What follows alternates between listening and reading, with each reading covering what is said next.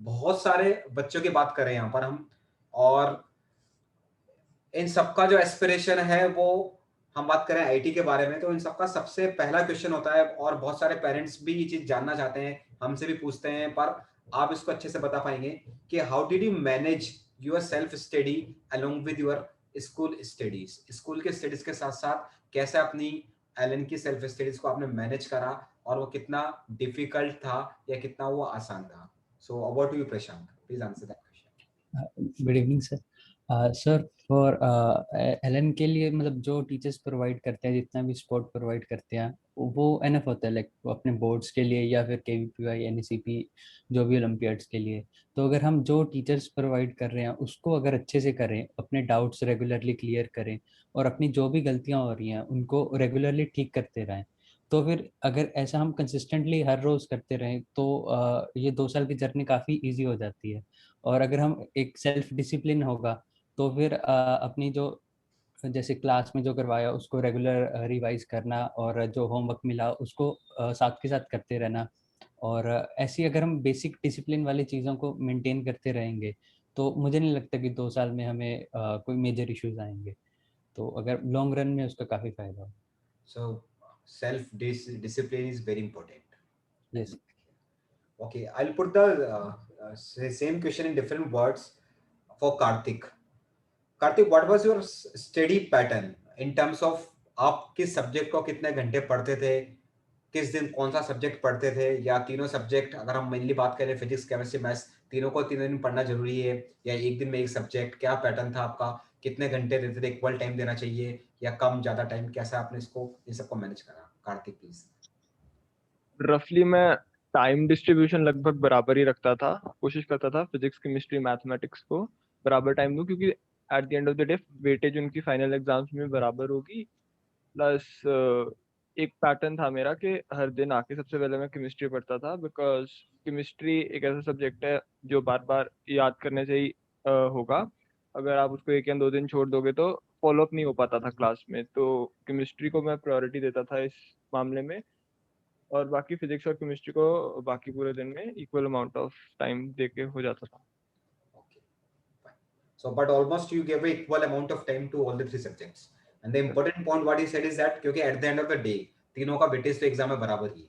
सो ये बहुत इंपॉर्टेंट चीज है, क्योंकि एज ए स्टूडेंट क्या होता है, कभी कभी हमको लगता है कि हमारा इंटरेस्ट फिजिक्स में बहुत ज्यादा है।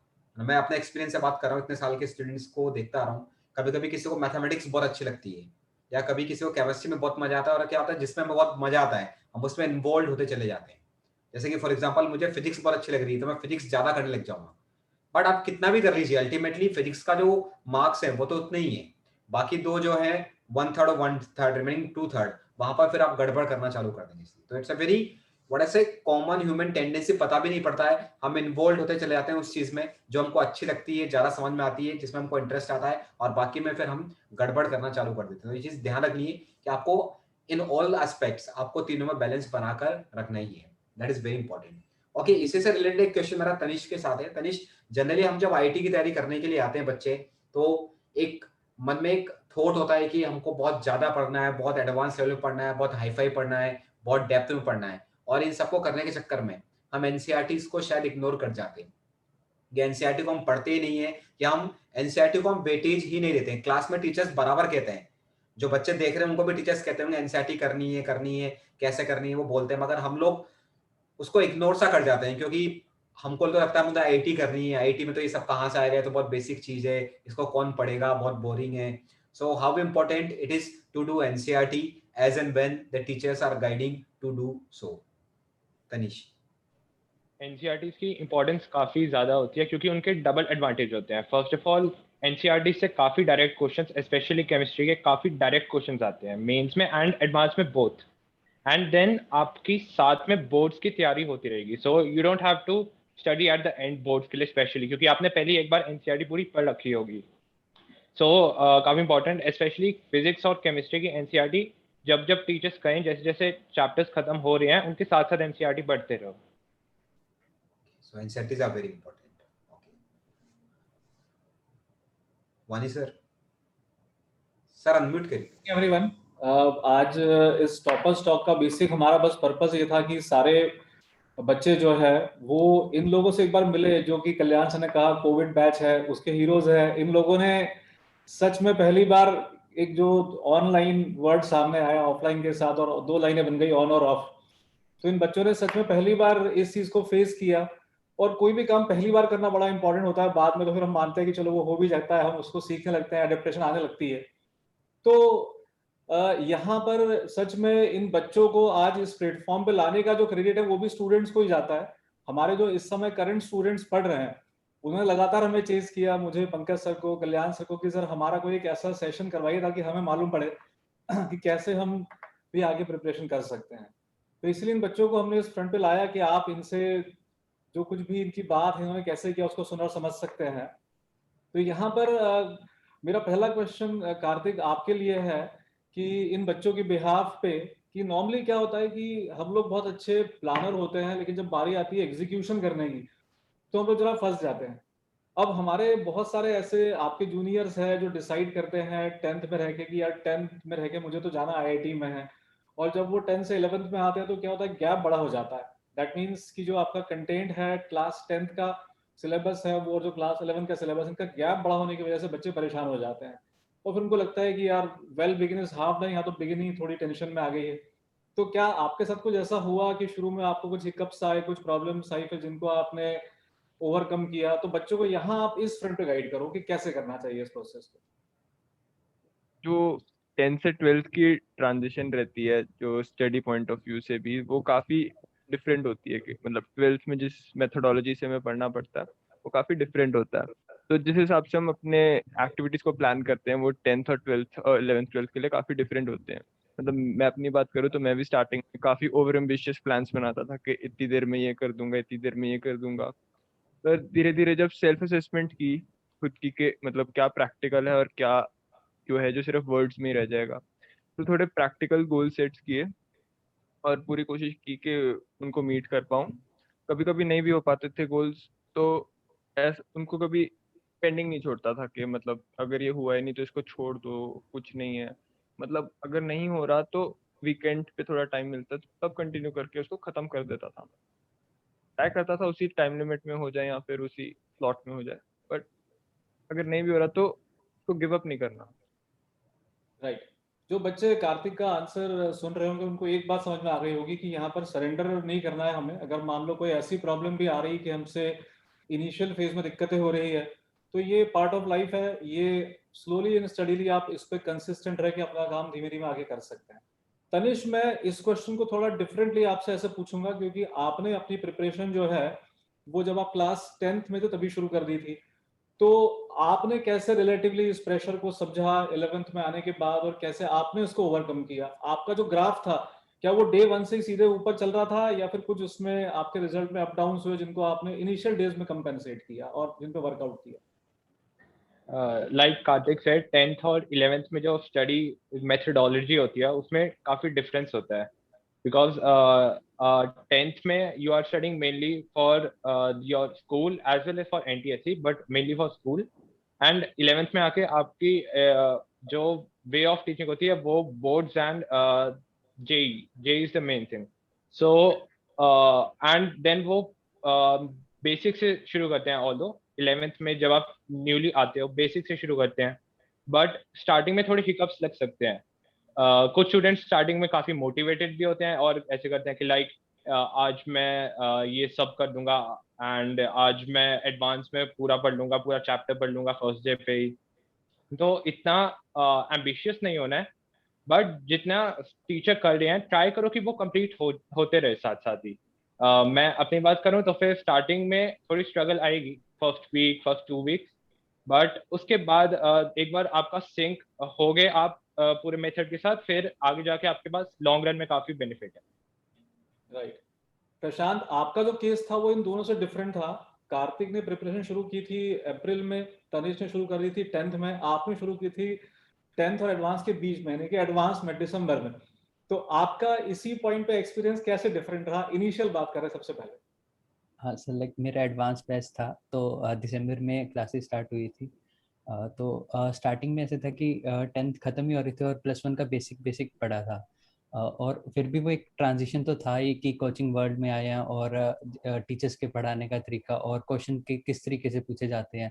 एक स्कूल्स में हमें आदत होती है मेनली सब्जेक्टिव क्वेश्चंस और थ्योरी बेस्ड करने की, बट अपनी कोचिंग वर्ल्ड में जैसे हम अडेप्ट होंगे तो मल्टी करेक्ट भी आएंगे, सिंगल करेक्ट भी आएंगे, मैट्रिक्स मैच भी आएंगे, और क्वेश्चंस के साथ जो असाइनमेंट्स रेगुलर मिलती हैं, तो उन चीज़ों को अडेप्ट होने में लाइक 1 महीना लग सकता है। और ये सबके साथ है, तो ऐसे नहीं है कि किसी किसी को डे 1 से सब कुछ ईजी लगने लगेगा।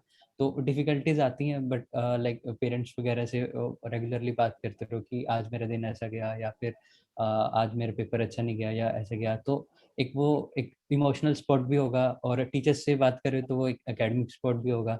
तो वो अगर आप 1 महीने के अंदर आप उससे यूज्ड हो जाओगे। राइट, ठीक है, thank you sir. Okay, Prashant, another question for you. What was your strategy for solving the paper? जब आप पेपर सॉल्व करते हैं तो क्या एक प्री एजम्पशन के साथ जाते हैं कि मुझे तो इतना करना ही है, पूरा करना है, इतने % मार्क्स लेकर आने हैं, मतलब क्या थॉट होती है और क्या होनी चाहिए? बाकी बच्चों को आप कैसे गाइड करेंगे regarding the paper solving technique? जैसे भी जब भी मैं कोई नया पेपर देने जाता था, तो एक तो मैं रफली रैंडमली के क्वेश्चंस ओपन करके देख लेता था कि आइडिया लग जाए कि किस लेवल का पेपर आया है। और एक बार मुझे आइडिया लग गया कि पेपर थोड़ा टफ लग रहा है या पेपर थोड़ा इजी लग रहा है, तो मैं जैसे स्टार्टिंगली मैं CPM ही करता हूँ मेनली फॉलो। बाकी वो आप पे भी डिपेंड करता है जैसे बच्चे सॉल्व करना चाहें। तो बट जैसे मैं CPM करता था तो मुझे आइडिया लग गया कि पेपर ऐसा आ रहा है, तो अगर बीच में कुछ डिफिकल्ट क्वेश्चंस भी आए तो वो लाइक पैनिक नहीं होता था। उससे आइडिया लग जाता था कि आगे आसान क्वेश्चन आने वाले हैं तो मैं मैनेज कर लूँगा। और क्वेश्चंस को मैं ऐसे करता था कि जैसे अगर कोई क्वेश्चन आया तो जितना पूछा जाए और उसके लिए किस तरीके से सोचना होगा, सिर्फ उतना ही सोचा जो लाइक अननेसेसरी चीज़ें सोच के हम टाइम वेस्ट ना करें। और लाइक बिल्कुल पीसफुल माइंड से पेपर करना है। लाइक क्वेश्चन आ रहा है, कर लिया, फिर नेक्स्ट क्वेश्चन आया, फिर कर लिया, अगर कोई डाउटफुल लगे तो रिव्यू के लिए छोड़ दिया। तो ऐसे अगर माइंड को पीसफुल रखेंगे, ना खुश होना कि मुझे तो सारे क्वेश्चन आते हैं, या फिर ना दुखी होना कि मुश्किल लग रहा है, तो अगर ऐसे एक पीसफुल माइंड से करते रहेंगे ना, तो हम अपना बेस्ट परफॉर्मेंस देंगे। बहुत अच्छी बात है कि इन्होंने कही पीसफुल माइंड से आपको कूल और काम रहना है, अपना टेम्परामेंट आपको मेंटेन रखना है। और एज ही सेड कि इसका जो पैटर्न था, जो सीक्वेंस थी, वो CPM थी। बट आई थिंक इसमें सब टीचर्स भी एग्री करते हैं, सब बच्चे भी एग्री करते हैं कि सीक्वेंस आपकी अपनी होती है। वो कोई जरूरी नहीं कि CPM हो, PCM हो, MCP हो, कुछ भी हो, वो आपका अपना एक कंफर्ट जोन होता है।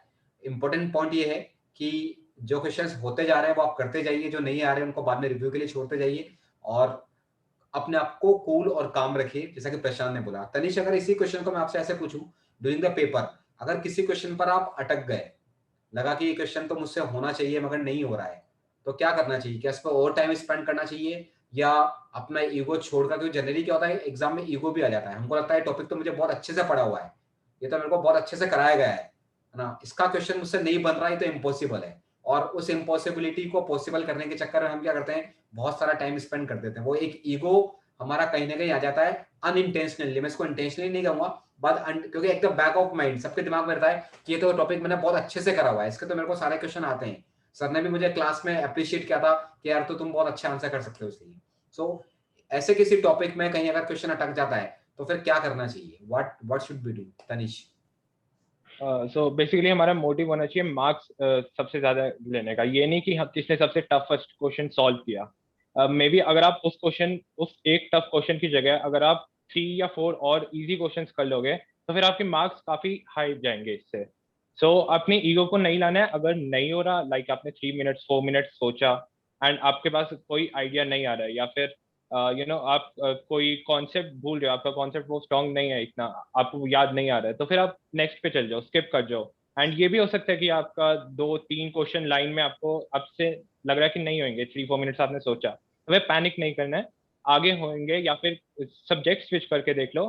समटाइम्स होता है कि एक सब्जेक्ट ईजी आ गया, दूसरा टफ आ गया, तो फिर पैनिक नहीं करना है, बस एग्जाम के टाइम पे स्किप अगर कर रहे हो तो फिर उस पर बाद में आने के लिए टाइम होगा आपके पास, आप उसको बाद में ट्राई करना, पहले इजी वाले क्वेश्चन सॉल्व करो। That is very very good कि इजी क्वेश्चन सॉल्व करने हैं ना, टफ क्वेश्चन करें, इजी करें, अल्टीमेटली मार्क्स तो इतने ही मिलने, उससे कोई फर्क नहीं पड़ता है ना। तो ये चीज सबको ध्यान रखना बहुत जरूरी है। And this will come by habit only. बार बार आप जो, इसलिए एलन पे इतने सारे पेपर्स होते हैं और इसलिए टीचर्स आपको हमेशा इंसिस्ट करते हैं कि पेपर्स मिस मत करिए, वो देना बहुत जरूरी है, क्योंकि वो देंगे तो ही आप हैबिचुअल होंगे, तो ही आपकी प्रैक्टिस होगी। ये कोई एक पुरानी कहावत है, Rome was not built in a day.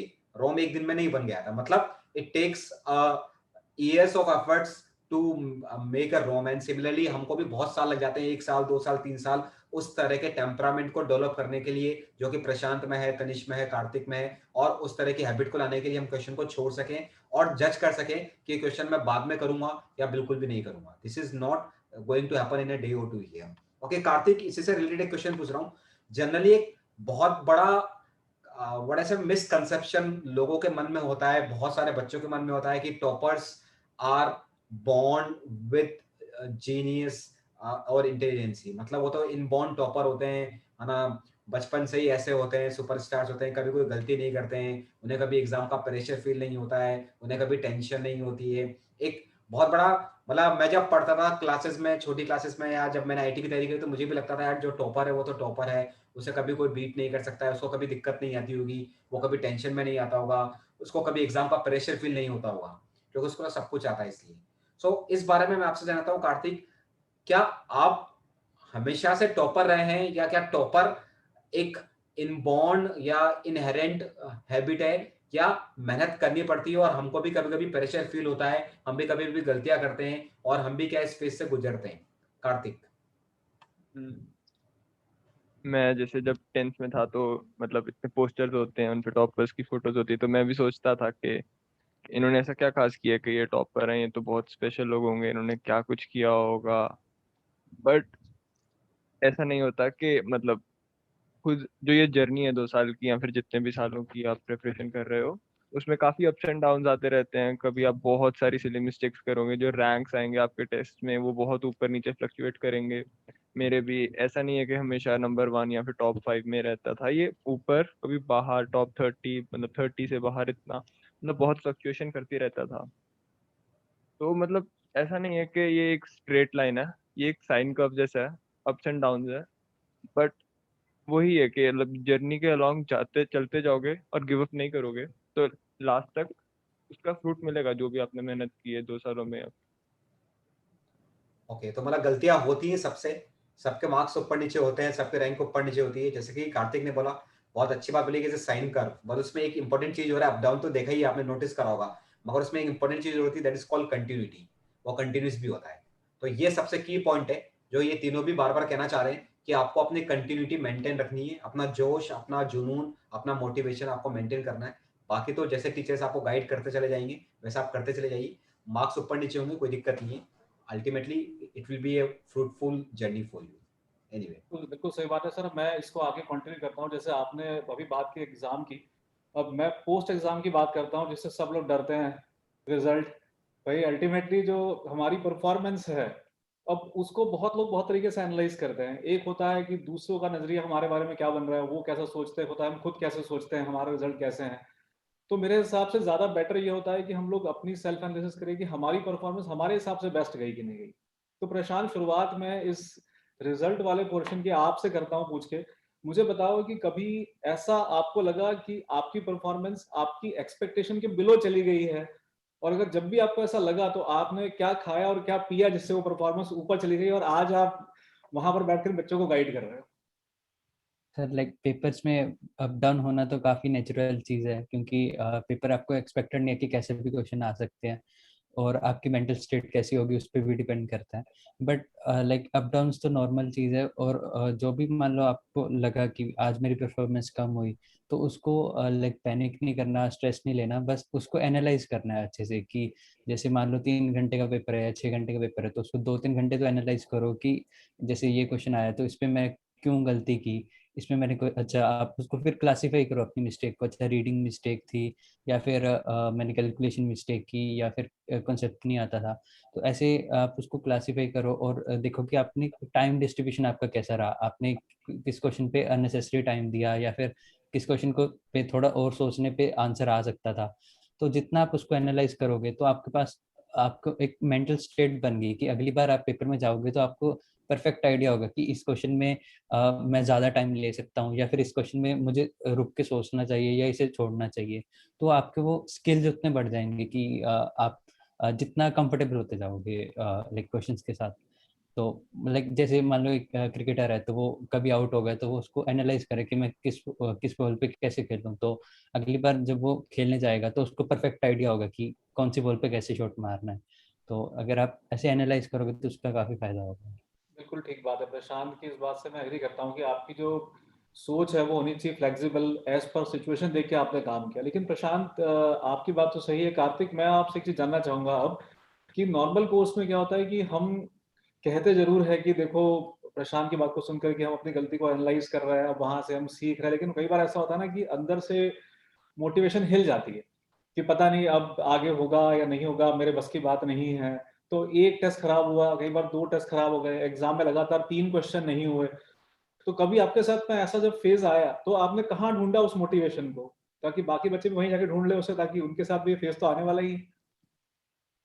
काफी मतलब एक बार ही हुआ था ऐसे कि काफी 4 या 5 टेस्ट में लगातार स्कोर और रैंक दोनों काफी खराब जा रहा था। तो दोस्तों का, प्रशांत का अच्छा रैंक आ रहा है या फिर किसी का भी दोस्त का अच्छा रैंक आ रहा है, तो मैं उनसे बात करता था कि अगर तेरे केमिस्ट्री में ज्यादा आ रहे हैं, तेरे फिजिक्स में ज्यादा आ रहे हैं, तूने पेपर कैसे अटेम्प्ट किया, तेरी क्या अप्रोच थी पेपर में। और ऐसे फिर मैं टीचर से सारा डिस्कस करता था पेपर के मैंने कहाँ कहाँ गलती की। और एक सेल्फ असेसमेंट तो होता ही है, मतलब सेल्फ असेसमेंट और जितनी भी मिस्टेक्स की हैं, एक चीज ध्यान में रख लो कि एक बार अगर एक मिस्टेक हो गई तो उस टाइप की मिस्टेक फिर से और किसी पेपर में नहीं करना। यही मोटिव है कि इतने सारे पेपर देने का, कि उसी टाइप का क्वेश्चन बार बार आएगा।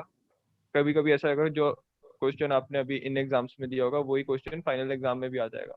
क्या पता वो अभी आपने गलत किया हो, बट ये ध्यान में रखना है कि वो क्वेश्चन बाद में गलत नहीं होना चाहिए। ध्यान में आ जाना चाहिए कि ये मैं एक बार गलत कर चुका हूँ, इसके बाद इसको गलत नहीं करना। राइट, बिल्कुल ठीक बात है। तो कार्तिक का भी इसमें पॉइंट यही है कि आप जो कुछ भी सीखोगे वो अपनी मिस्टेक से सीखोगे। और किसी ने सच भी कहा है कि सक्सेस होती है वो आपको सिर्फ मोटिवेट करती है, आपकी लर्निंग तो हमेशा मिस्टेक से ही होती है। तनिष, इसी सिलसिले में मैं एक छोटा सा क्वेश्चन आपसे पूछना चाहूंगा कि जैसे हम लोग क्रिकेट में एक चीज को फॉलो करते हैं, कहते हैं कि अगर एक बैट्समैन बहुत देर से पिच पे सेट हो गया है तो उसको बॉल जो है वो फुटबॉल दिखने लगती है, फिर वो जहां मर्जी शॉट मार सकता है, जैसे मर्जी रन बना सकता है। लेकिन एग्जाम में ये उल्टा हो जाता है। एग्जाम में जब पूछा जाता है आपसे कि बताओ कार्बन कायरल है कि नहीं है, उस पर अगर एक मिथाइल लगा और एक सीएसटी लगा है तो हमको एग्जाम में मिथाइल और सीएसटी अलग अलग दिखते हैं। तो जो ऐसी बहुत कॉमन मिस्टेक से, हो सकता है आपके साथ भी ऐसा हो गया हो। तो कहते तो बहुत लोग हैं कि भैया फोकस करके बैठना, ध्यान देना, लेकिन फिर हमारा कहना और जाके एग्जाम, क्योंकि एग्जाम तो आपने फेस किया, तो इन बच्चों को आप गाइड करो कि इस तरह की जो बिल्कुल एकदम ऐसी पेक्यूलियर चीजें थी वहां पर आप कैसे बच के बाहर निकले। तो जैसे सिली मिस्टेक्स कहते हैं इसको लोग ज्यादातर। तो इनको रिड्यूस करने का सबसे बेस्ट मेथड तो यह है कि जितने ज्यादा टेस्ट दे सकते हो दे, बिकॉज आपकी मान लो फर्स्ट टेस्ट में आपने 4 मिस्टेक कर दी, 3 मिस्टेक कर दी सिली मिस्टेक, फिर नेक्स्ट में आपको वो रिड्यूस करनी है सिली मिस्टेक्स अपनी। सो जितनी ज्यादा आपकी प्रैक्टिस होगी उतना ज्यादा आपकी सिली मिस्टेक्स रिड्यूस होती रहेंगी। एंड सेकेंड पॉइंट कि जब आप क्वेश्चन देख रहे हो तो सिर्फ उसी क्वेश्चन पे फोकस करो, उस पे ध्यान से पढ़ो। ये नहीं कि लास्ट वाला जो क्वेश्चन खोला था उसमें मैं ये सोच सकता था, ये सोच सकता था, वो नहीं। जो क्वेश्चन देख रहे हो उसी पे फोकस करो, ध्यान से पढ़ो एकदम। तो उससे आई गेस इन 2 चीजों से आपकी सिली मिस्टेक्स कम हो जानी चाहिए। एंड फाइनल एग्जाम में सिली मिस्टेक्स की काफी वैल्यू होती है, तो फिर इसको कम करने की कोशिश करना बिल्कुल, ताकि फाइनल एग्जाम में आपको ये प्रॉब्लम ना आए। बिल्कुल ठीक बात है। इसमें मैं एक चीज लास्ट में ऐड कर दूं कि देखो बच्चों, सिली मिस्टेक्स इन बच्चों ने कहा कि कम करनी, वो कम ही हो सकती, वो खत्म कभी भी नहीं हो सकती। गलतियां लगातार आपसे होती रहेंगी, कोशिश करना है कि सेम मिस्टेक रिपीट ना हो आपसे और वो कम से कम रहे। सर बहुत बढ़िया बात कही आपने। अच्छा, एक एक बहुत इंटरेस्टिंग क्वेश्चन भी मेरे मन में आया। अभी जब वानी सर आप तीनों का इंट्रोडक्शन दे रहे थे तो बता रहे थे एक ने 10th क्लास से पढ़ना चालू करा, एक ने 11th के अप्रैल में ज्वाइन करा, और एक ने एडवांस जो मिड वाला होता है दिसंबर वो ज्वाइन करा। तो प्रोबेबली आप तीनों के बैच भी शुरू में अलग अलग रहेंगे। जब बैचेस अलग अलग होते हैं, हम पढ़ते हैं, तो हो सकता है हमको टीचर्स भी अलग अलग पढ़ा रहे हैं, क्योंकि एलएन जैसा बड़ा सिस्टम जो है वहां पर there are variety of teachers who are quality delivering teachers, और अलग अलग बैच में पढ़ाते हैं और अच्छे अच्छे रिजल्ट्स लेके आते हैं। एग्जाम्पल आप लोग भी हैं ना। तो क्या कभी आप लोगों ने आपस में जब बात करते थे या कभी मिलते थे या कोई और आपका कोई कॉमन फ्रेंड हो हॉस्टल में, पीजी में, कहीं पर भी, तो इज इट सो कि आप लोगों ने नोट्स कभी कंपेयर करने की कोशिश करी हो कि यार मेरे बैच में तो सर ये पढ़ा रहे हैं, क्या तुम्हारे बैच में ऐसा पढ़ाया, या अगर वहां पर कोई 2 क्वेश्चन ज्यादा करा दिए किसी टॉपिक के, या आपके बैच में 2 क्वेश्चन ज्यादा हो गए, तो कभी घबराहट पैदा हुई कि मुझे कम पढ़ाया जा रहा है, तुझे ज्यादा पढ़ाया जा रहा है? एक बहुत ह्यूमन नेचर है कंपेरिजन। तो क्या कंपेरिजन करने चाहिए, नहीं करने चाहिए, या हमको सीधा सीधा सिस्टम पर और टीचर पे बिलीव करना चाहिए? Prashant, what do you say about that? हाँ सर, लाइक ये तो काफी कॉमन होता है कि दूसरे कोई अपना दोस्त दूसरे बैच में तो उससे बात होती रहती है। लाइक +1 में भी कार्तिक और मैं जब सेम हॉस्टल में थे तो इनका बैच अलग था तो मेरा अलग था। बट बाद में समझ आ गया कि इस चीज का कोई इतना फर्क नहीं पड़ता अगर उनका सिलेबस आगे चल रहा है या हमारा कम चल रहा है, या उनको किसी और तरीके से पढ़ाया जा रहा है। ये तो लाइक टीचर्स के पास इतना एक्सपीरियंस है, तो हर टीचर का अपना पढ़ाने का तरीका अलग होता है। तो अपना जो टीचर है जो आपको पढ़ा रहे हैं, जिनसे आपने 2 साल पढ़ना है, बस उनको अच्छे से फॉलो करो जैसे वो कह रहे हैं, क्योंकि आपके बारे में, आपकी प्रोग्रेस के बारे में आपके टीचर से ज्यादा और किसी को नहीं पता। तो अगर आप उनको ही ब्लाइंडली फॉलो करोगे तो 2 साल बाद आपको उसका इफेक्ट नजर आएगा। लाइक हो सकता है कि अभी उनके बैच में एक चैप्टर आगे चल रहा हो या एक नया फॉर्मूला बता दिया हो, बट अगर आप ओवरऑल 2 साल की बात करोगे तो वो चीज इतने मैटर नहीं करेगी, क्योंकि तब सब बराबर होंगे। वेरी ट्रू, क्योंकि हर टीचर का अपना पढ़ने का एक तरीका होता है, and they are well experience, उन्हें पता है कौन सी चीज कब डिलीवर करनी है, कैसे करनी है। क्योंकि क्या होता है, जैसे ऑर्गेनिक केमिस्ट्री की बात करें, केमिस्ट्री अगर बात करें, मैं भी केमिस्ट्री का टीचर हूँ, मनीष से भी केमिस्ट्री पढ़ाते हैं, इसलिए तो ज्यादा रिलेट कर पा रहे हैं। फॉर एग्जाम्पल ऑर्गेनिक में बात करें तो कुछ टीचर्स का एक तरीका होता है, मैकेनिज्म में ही सब कुछ पढ़ाते चले जाते हैं, बाद में फिर उसको सिर्फ हल्का सा हिंट देना होता है। और कुछ टीचर्स मैकेनिज्म तो जितना चाहिए उतना पढ़ाते हैं, बाकी जब टॉपिक आता है, हेलाइट्स आए, बाकी चीजें आई, तो वहां पर उसको कवर करते चले जाएंगे। तो कभी कभी लगता है इस बैच में ज्यादा हो रहा है, इस बैच में कम हो रहा है, मगर इस पर कभी ध्यान देने की जरूरत नहीं है। आपको ध्यान सिर्फ इस पर देना है कि टीचर ने क्या पढ़ाया है, कितना पढ़ाया है, और वो आपको ढंग से समझ में आया नहीं है। इसी से रिलेटेड एक क्वेश्चन और पूछता हूँ मैं। एक और बहुत कॉमन प्रॉब्लम जो हम सब फेस करते हैं, बच्चों के मन में वो आती है, कभी कभी आजकल पेरेंट्स के मन में भी आने लगी है, पेरेंट्स बहुत ज्यादा कंसर्न हो गए हैं, बहुत ज्यादा अवेयर हो गए हैं, और बहुत बहुत क्लोजली अपने बच्चों को वॉच करते हैं, जो कि एक अच्छी चीज भी है। मगर साथ में ये भी ध्यान रखना है कि आपने जिस सिस्टम में बच्चों को एनरोल करा है, उसका अपना एक एक्सपीरियंस है, उसकी अपनी एक फिलोसॉफी है, उसको उसमें आप इंटरफेयर मत करा करिए इसमें। अगर आपके मन में कोई डाउट या कोई चीज है, तो आप अपने बच्चों के टीचर से जरूर डिस्कस करिए। तो इसी से रिलेटेड क्वेश्चन कार्तिक मैं तुमसे पूछ रहा हूँ, क्या कभी तुम्हारा मन करा कि मुझे और कोई दूसरी बुक्स करनी चाहिए, बिना टीचर से बात करे, बिना टीचर से पूछे, या बिना टीचर के सजेस्ट करे, कि मैं ये बुक भी कर लूँ, ये मटेरियल भी कर लूँ, ऐसा कर लूँ, वैसा कर लूँ, ज्यादा चीजें कर लूँ? क्या ज्यादा चीजें करने से फायदा होता है, या चीजों को ढंग से करने से ज्यादा फायदा होता है? What do you say about that? Kartik, अपने आप को unmute करो। स्टार्टिंग में मतलब ऐसा रहता है कि मतलब सोचता हूँ मैं ट्राई कर लेते हैं ये भी कि इस इंस्टीट्यूट में क्या चल रहा है, इधर क्या चल रहा है, but over a period of time समझ जाते हैं कि जितना हम कर रहे हैं वो मोर देन इनफ है।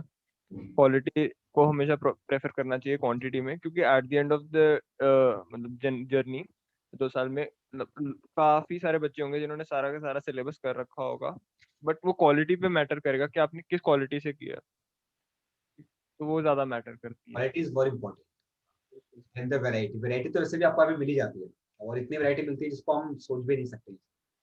तनिष, तुम्हारा तुम्हारा क्या से है इसको लेकर, कि कंटेंट जो आपको मिलता है एलन की तरफ से, जो शीट्स मिलते हैं, मॉड्यूल मिलते हैं, रेसेस मिलते हैं, एक्स्ट्रा मटेरियल मिलता है, is that more than sufficient? और अगर मुझे लगता है एज ए टीचर, अगर कभी कभी कोई जरूरत भी होती है, कोई स्टैंडर्ड बुक्स अगर होती है, तो टीचर क्लास में आपको शायद सजेस्ट कर भी देते हैं कि ये कर लेनी चाहिए। जैसे कि फॉर एग्जाम्पल फिजिक्स में बात करें तो एससीबी या इरोडा बहुत स्टैंडर्ड बुक है। मैथ्स में हम बात करें तो एसएल लोनी हो गई, और बाकी चीजें जो भी जो स्टैंडर्ड चीजें, वो टीचर आपको आगे बढ़ के बता देते हैं। बट इसके अलावा क्या ये सब सफिशिएंट है, एलन का कंटेंट, एलन का मटेरियल, या आपको लगता है कि कुछ और करना चाहिए? जो एलन मटेरियल देता है वो काफी सफिशिएंट होता है, एंड अगर कोई एक्स्ट्रा जरूरत भी होती है तो जनरली टीचर्स बता देते हैं कि ये वाली बुक आप कर लेना, इसमें और प्रैक्टिस के क्वेश्चंस हैं अगर आपको करनी है प्रैक्टिस। एंड सो अपनी तरफ से एक्स्ट्रा बुक अगर आप कोई करोगे तो फिर जो आपका जो जो टीचर ने रेकमेंड किया है उससे आपका इतनी एफिशिएंटली वो भी नहीं होएगा एंड वो भी नहीं होएगा। सो आप कंफ्यूज हो जाओगे कि पहले ये करूं कि ये करूं, और इसमें हाई लेवल क्वेश्चन है, इसमें लो लेवल क्वेश्चन है, कौन सा करूं। सो वो नहीं। एंड अगर आपका ज्यादा ही इंक्लिनेशन है कोई बुक ट्राई करने की, सो आप पहले टीचर से बात कर लो, और चाहे पर्सनली जाके बात कर लो कि सर मैं ये बुक मैंने देखी है, तो फिर ये क्या ट्राई करने के लिए है, एंड देन सर टीचर आपको बता देंगे कि if that book is good enough and उससे अगर कोई आपको बेनिफिट होगा एंड अगर आप मैनेज कर पाओगे, तो अपनी तरफ से एक्स्ट्रा बुक करने का नहीं होगा बेनिफिट ज्यादा। नहीं होता है। बहुत अच्छी बात कही करिश्मा, फिर भी अगर आपका मन करता है, आपको बहुत मन है कि मुझे ये बुक करनी चाहिए, तो मेरी भी बहुत सिंसियर एडवाइस है आपको कि कुछ भी करने से पहले टीचर से कंसल्ट जरूर करें, उसकी नॉलेज में होना चाहिए। एंड ट्रस्ट मी, उनका सिर्फ एक ही मकसद है कि कैसे आपकी परफॉर्मेंस इंप्रूव हो। तो अगर वो चीज करने से फायदा होगा तो वो आपको जरूर हाँ करेंगे, फायदा नहीं होगा तो वो आपको स्ट्रेट फॉरवर्ड मना कर देंगे। पर हमारे मन में क्या होता है ना, पॉजिटिव थॉट्स बहुत रेयरली आते हैं और नेगेटिव थॉट्स हमेशा आते ही रहते हैं, ज्यादा आते हैं इसलिए। तो अगर टीचर कभी कभी मना भी करता है तो आपको लगता होगा टीचर शायद इसलिए मना कर रहा है कि टीचर को भी इसमें से क्वेश्चंस नहीं आते होंगे, या टीचर्स के बारे में पता ही नहीं होगा। हम नेगेटिव ज्यादा सोचते हैं as a human being, positive कम सोचते हैं। बट प्लीज इन चीजों को समझिए, क्योंकि आपके पास सिर्फ 2 ही साल हैं और आप पहली बार ही आईआईटी की तैयारी कर रहे हैं। आपका कोई आईआईटी की तैयारी करने का एक्सपीरियंस नहीं है, मगर टीचर इतने सालों से आईआईटी की तैयारी करा रहे हैं, इतनी सारी रैंक्स निकाल रहे हैं, तो उनका एक्सपीरियंस ही मैटर करने वाला है। लोग कहते हैं ना कि या तो हम गलती करके सीख लें या हम औरों की गलतियों से सीखें। अब अगर हम गलती करके सीखेंगे तो जिंदगी बहुत छोटी पड़ जाएगी, और आईआईटी में इतने अटेम्प्ट्स भी नहीं है कि हम गलती करके सीखते चले जाएंगे, ना आपके पास इतना टाइम है। तो औरों की गलतियों से सीखना ज्यादा जरूरी है। और औरों की गलतियां मतलब, क्योंकि वो गलतियां सब लोगों को पता है कि पुराने बैचेस में लोगों ने, बच्चों ने क्या क्या गलतियां करी है, उस एक्सपीरियंस के व्यापक अगर आपसे वो कुछ कह रहे हैं तो उसको ब्लाइंडली फॉलो करिए। और सिर्फ इतना सा करिए कि अगर आपका मन करता है तो टीचर से कंसल्ट जरूर कर लीजिए। पेरेंट्स से भी रिक्वेस्ट है कि अगर आपको भी लगता है, कभी कभी पेरेंट्स को लगता है कोई चीज स्लो चल रही है, कोई फास्ट चल रही है, किसी में कम पढ़ाया जा रहा है, किसी में ज्यादा पढ़ाया जा रहा है, बट मैं आपको एक चीज मैं आपको बहुत ईमानदारी से कहना चाहता हूँ कि एलन पर हर चीज बहुत माइक्रो वे में प्लान होती है। किस बैच में क्या पढ़ाएंगे, कितना पढ़ाएंगे, कब फिजिक्स ज्यादा होगी, कब मैथ्स कम होगी, ये सब कोई भी टीचर आर्बिट्रेरी डिसाइड नहीं करता है। हर सेंटर की माइक्रो प्लानिंग्स होती है किसी भी बैच को स्टार्ट करने से पहले, और पूरा सिस्टम उसके पीछे लगा होता है, पूरा एक्सपीरियंस उसके पीछे लगा होता है। तो अपने मन से अजम्पशंस मत करिए। आपके मन में कोई डाउट है, कोई आपको इश्यू है, तो टीचर से, मेंटर से जरूर कंसल्ट करिए। That will be always helpful here. वानी सर प्लीज।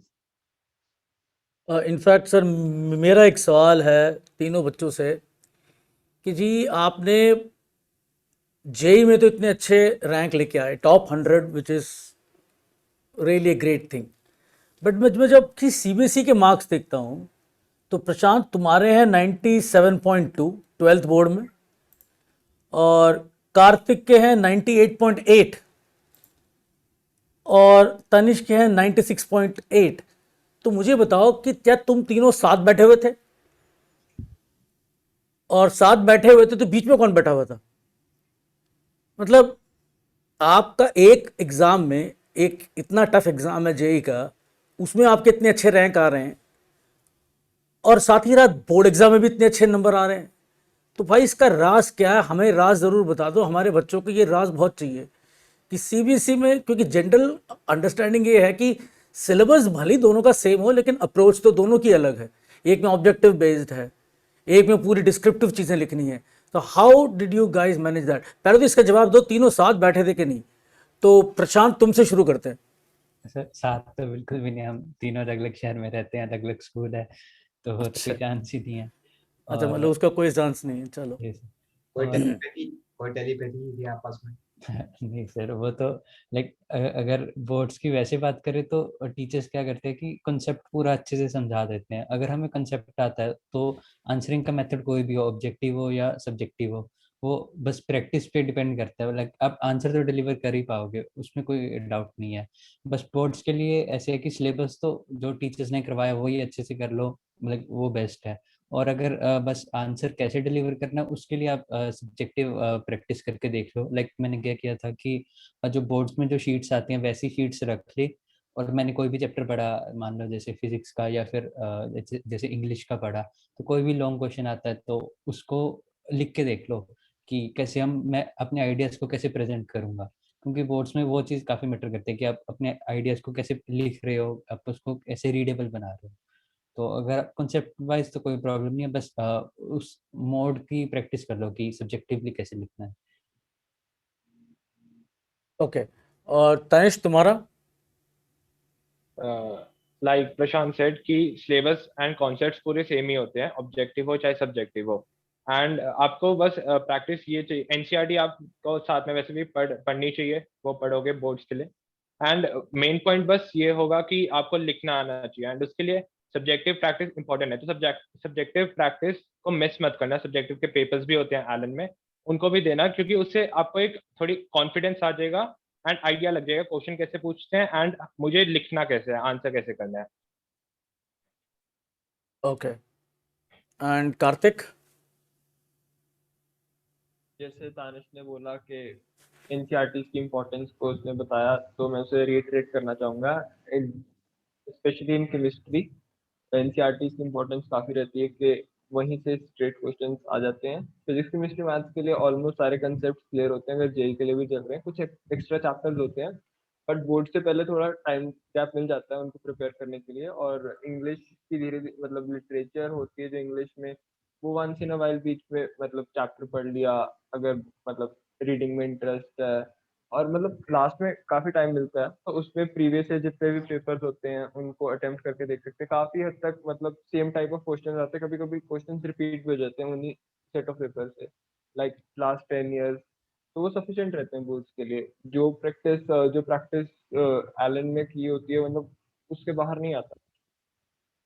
ओके, ओके, तो इसका मतलब है सीबीएसई की प्रिपरेशन साथ साथ कर रही हैं, जैसे जेई के कर रहे हैं, साथ साथ उन लेसन्स की आप लोगों ने की। तो टॉपिक ए अगर जहाँ चल रहा है तो वहाँ पे आपने टॉपिक ए का जो जेई है वो भी किया, और जो सीबीएसई का है वो भी किया। You tried writing the answers and checking whether you are able to write long form answers, knowing कि भाई 1 नंबर के सवाल में और 3 नंबर के सवाल में लिखना क्या है, कि क्या दोनों में इक्वल अमाउंट ऑफ इन्फॉर्मेशन दें या एक में ज़्यादा दें एक में कम दें। तो ये सारी चीज़ें साथ साथ करनी है, उसके लिए कोई अलग से करने की ज़रूरत नहीं है। अगर आप साथ साथ करते रहेंगे तो आपका कॉन्सेप्ट भी स्ट्रांग होता रहेगा, and you will be able to understand how to answer the CBC type of questions. Thank you. So Pankaj sir, I move it on to you. मन में एक सबसे इम्पोर्टेंट क्वेश्चन आ रहा है जो बहुत रिलेवेंट है आज के पीरियड में। जैसे कि कल्याण सर ने जब आप सबको इंट्रोड्यूस करा तो ही use a word as a first COVID batch superstar. क्या हुआ था, आप लोगों के बोर्ड के एग्जाम्स हो गए थे, उसके पहले आपका जनवरी का अटेम्प्ट हो गया था जेई मीन्स का, आप सबने अच्छा परफॉर्म भी करा। अगला अटेम्प्ट आपका ड्यू था और ऑलमोस्ट सब कुछ प्लान्ड था कि कब मेंस का एग्जाम होने वाला है और कब आपका जेई एडवांस का एग्जाम होने वाला है। But then suddenly out of the blue, किसी को भी नहीं पता था, एक दिन हमारे ऑनरेबल प्राइम मिनिस्टर आए और उन्होंने लॉकडाउन अनाउंस कर दिया। It was, I think, I still remember the date, 22nd of March was the lockdown for 1 day। वो था जनता कर्फ्यू, एक दिन का था, जो उन्होंने रिहर्सल कराया, और 25 तारीख से तो फिर कंप्लीट लॉकडाउन हो गया। लॉकडाउन 1 हुआ, फिर 2 हुआ, फिर 3 हुआ, पता ही नहीं पड़ा क्या हो रहा है। इसलिए तो ये जो अनसर्टेनिटी का जो दौर आपके साथ निकला, जो अभी इन बच्चों के साथ निकल रहा है जिनको स्पेशली साल एग्जाम देना है, तो मेरा क्वेश्चन सबसे पहले प्रशांत के साथ ये है कि उस अनसर्टेनिटी को आपने कैसे कॉप अप करा, कैसे अपने आप को मोटिवेटेड रखा? क्योंकि बहुत सारे बच्चों के साथ ऐसा हुआ कि वो सब बिल्कुल लेजी हो गए, उन्होंने अपना इंटरेस्ट लूज कर दिया, मतलब जो अच्छा कर रहे थे मालूम पड़ा बाद में बिल्कुल भी हम अच्छा नहीं कर रहे हैं, एकदम से गायब से हो गए। इसलिए तो how did you cope up with this uncertainty? कैसे अपना मोमेंटम आपने बरकरार रखा? कि आपको इन जो बच्चों को गाइड करना चाहिए, इनके साथ तो अभी एक दिक्कत और है कि अभी तो इनका ट्वेल्थ का एग्जाम तो इन सबने बहुत इजीली पास कर लिया, मगर इनको अभी यही नहीं समझ में आ रहा है कि अब 2 अटेम्प्ट जेईई के होने वाले हैं, एक होगा और उसके बाद एडवांस कब होगा, कैसे होगा। So how to maintain the momentum and motivation in this period of uncertainty जिस दौर से आप भी गुजरे हैं। So क्या बोलना चाहेंगे इसके बारे में? लाइक हमारे साथ भी सेम हुआ था कि स्टार्टिंग में डेट्स क्लियर नहीं थी, या डेट आई तो पोस्टपोन हो गई, और ऐसे 2 बार पोस्टपोन हुआ। तो एक तो अनसर्टेनिटी थी एकदम कि होगा कैसे होगा या किस तरीके से होगा। तो उसके लिए सबसे मेन है कि आप अपनी हैबिट ना छोड़ो। आप घर पे हो या एलन में हो, आप अपने जेई के टच में रहो, क्योंकि एक बार आपने लाइक कुछ दिन नहीं पढ़े या फिर बिल्कुल लेजी हो गए, तो बाद में कम बैक करना या उतना मोमेंटम गेन करना काफी मुश्किल हो जाता है। तो फिर लाइक उसके लिए मैं क्या करता था कि हर रोज मान लो अभी डेट नहीं भी आई थी जिस दिन, तो हर रोज को मैं अपना एनालाइज करता था रात को कि आज मैं कितने घंटे पढ़ा या कितने से कितने मैंने अपना जो फालतू टाइम वेस्ट किया जो मुझे नहीं करना चाहिए था। तो मैं अगर डेली मेरी 6 से 7 घंटे भी एवरेज बन रही थी तब तो मैं उसको अच्छा मानता था। क्योंकि ऐसे नहीं होना चाहिए कि एक दिन आप 9 घंटे पढ़ लिए और अगले 3 दिन बिल्कुल ना पढ़े। ऐसे इससे आदत बिगड़ जाएगी, और कंसिस्टेंसी रखना काफ़ी ज़रूरी है ऐसे अनसर्टेन टाइम्स में। और अब बाकी अपनी लाइक ऑनलाइन क्लासेस होंगी, उसके साथ साथ अपना टीचर्स के साथ भी कांटेक्ट बना के रखना। कि एक तो क्लासेस तो रेगुलर होती हैं, एक बार जैसे हफ्ते में या फिर 10 दिन में एक बार सर को फ़ोन कर लिया कि सर मेरा ऐसा चल रहा है, तो एक कांटेक्ट बना रहेगा तो वो भी काफ़ी अच्छा रहेगा। और बाकी पेरेंट्स से इमोशनल सपोर्ट भी चाहिए। Very good. पेरेंट्स का इमोशनल सपोर्ट, टीचर से बराबर टच, ये सब बहुत जरूरी चीजें हैं। और कंटिन्यूटी मेंटेन करिए, क्योंकि एक बार छूट जाता है तो दोबारा उसको ला पाना बहुत मुश्किल, is very very difficult. What about you Kartik, आपने उस दौर में क्या करा और कैसे चीजों को आपने मैनेज करा, और क्या आप इन बच्चों को गाइड करते हैं? कार्तिक अपने आप को अनम्यूट करिए। Kartik unmute yourself.